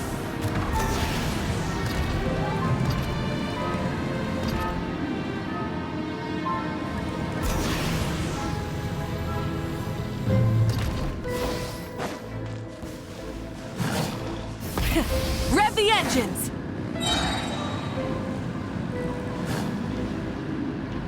Pyroclastic surge! Hang in there! We're so close!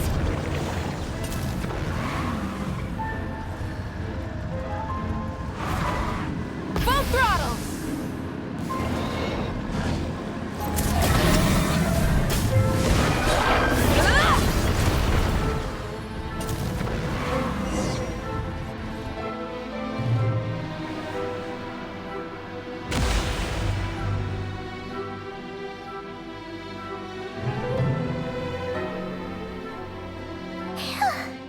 We finally did it! The iridescent moon's marrow, still burning away like an undying flame, yet now contaminated by the abyss. It has taken on a new form entirely. If we can purify the abyssal power within, we should be able to obtain its untainted essence.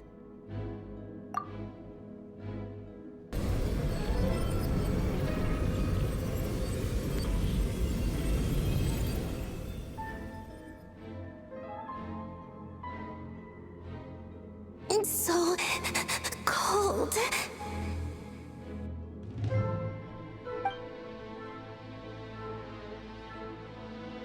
Is it you? Are you here? Huh? Are you talking to us? At long last, I can see you once more. Our fates have crossed, and I am finally free. I'm sorry, I lied to you.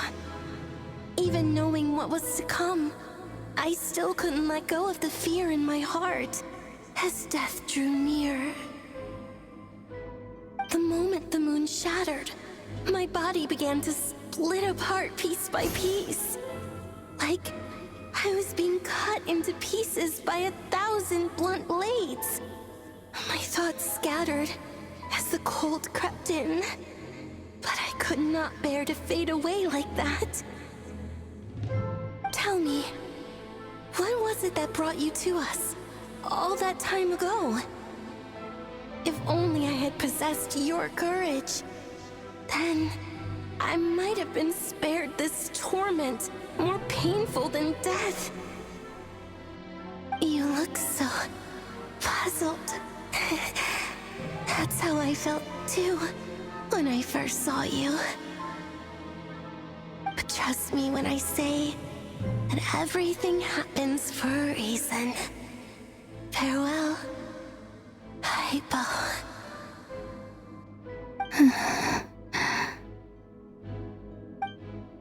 What was that all about? Was that the goddess of the iridescent moon? Oh, it sounded like she was speaking to a long-lost friend. But none of us have ever met her before, right? Perhaps. She took me for the goddess of the frost moon she once knew. For a fading soul like hers, our auras must be too similar to tell apart. But anyway, we've got the iridescent moon's marrow now. That should help you regain your strength, right? Alright, time to leave this place and meet back up with Arlecchino. Let's go!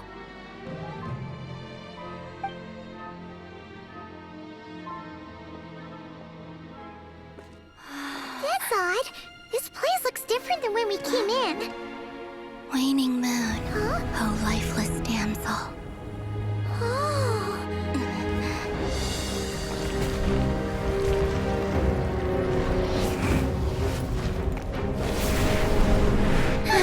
Hurry! The place is collapsing!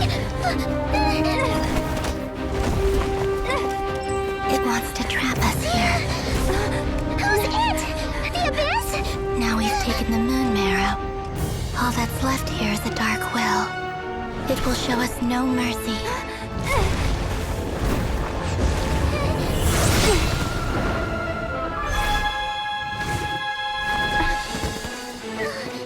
Give it back! The crimson moons! My marrow! My heart!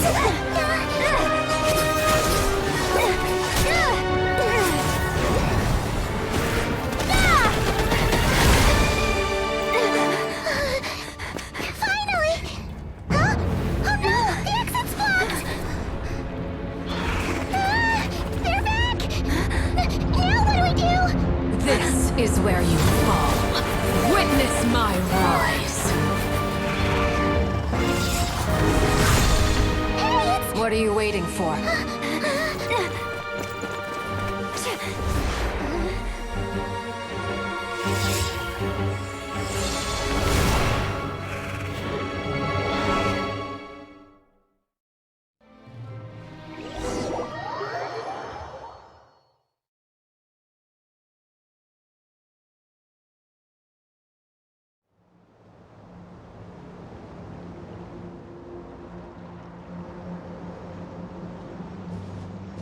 Oh, we made it! Was that you, Arlecchino? Did you save us? Wait, your hands! They're... Oh, this? Don't worry. It's a small price to pay. The Abyss wanted to trap you inside, and I defied its will by bringing you out. No wonder it's a little angry. No. I have paid the price, albeit a small one, and it cannot be undone. My hands have already fused with the Abyss. Purification would simply destroy whatever's left of them. But surely... Oh, we're so sorry, Arlecchino. Paimon can't believe you'd make a sacrifice like this for us. As much as I'd like to call it a favor, the truth is I was simply holding up my end of the deal. Well, Columbina. Yes, you did your part. And as promised, I will leave the iridescent moon's marrow in your care. From this day forth, may the two worlds' flames burn ever more brightly.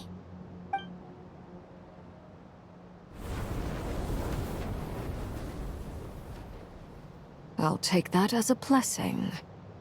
Now, Columbina, give me your hand. Accept this moonlight I offer in return.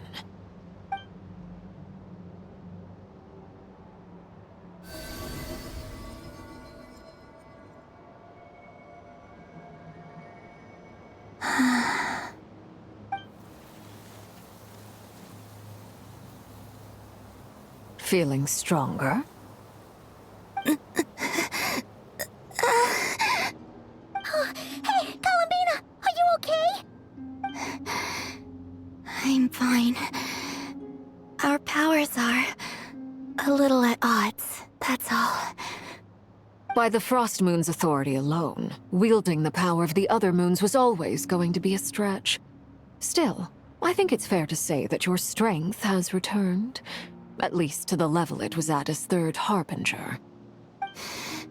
It's still not enough. There's no way I can hope to challenge Rayrier like this. Just one more ray of moonlight, if you would. It's okay. I can take it.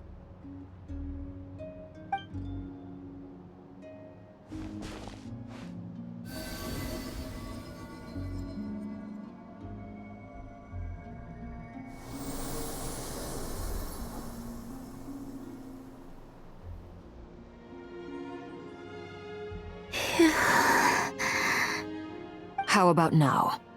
Fighting fit? At the very least, I won't have to stay hidden like before. I want to see him gone from Not Cry. The Rayheer of Solnari and his wild hunt must be sent back where they belong. Well, it's good to have something to aim for. You certainly seem more alive now than you did earlier.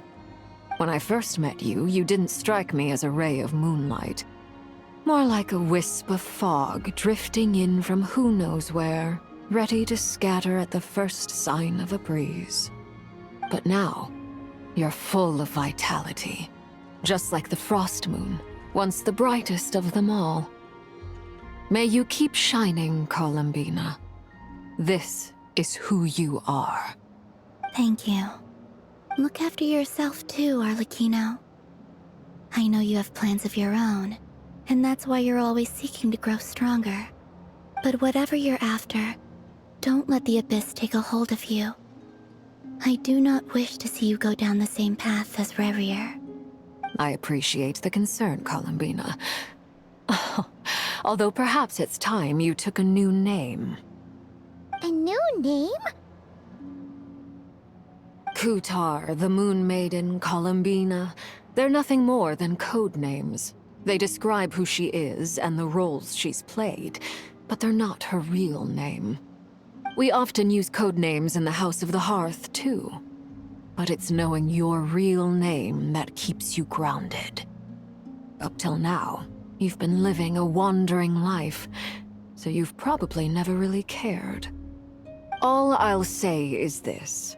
Once you've defeated Rerir, give it some thought. All right, that's it from me. I'll get you back safely first, then go meet up with Sandrone.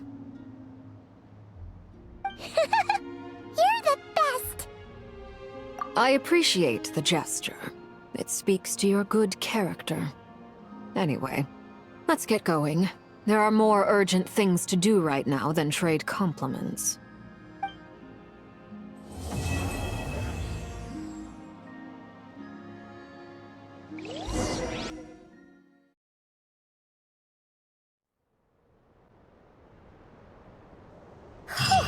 It was a close call, but we got the iridescent moon's marrow and restored Columbina's strength.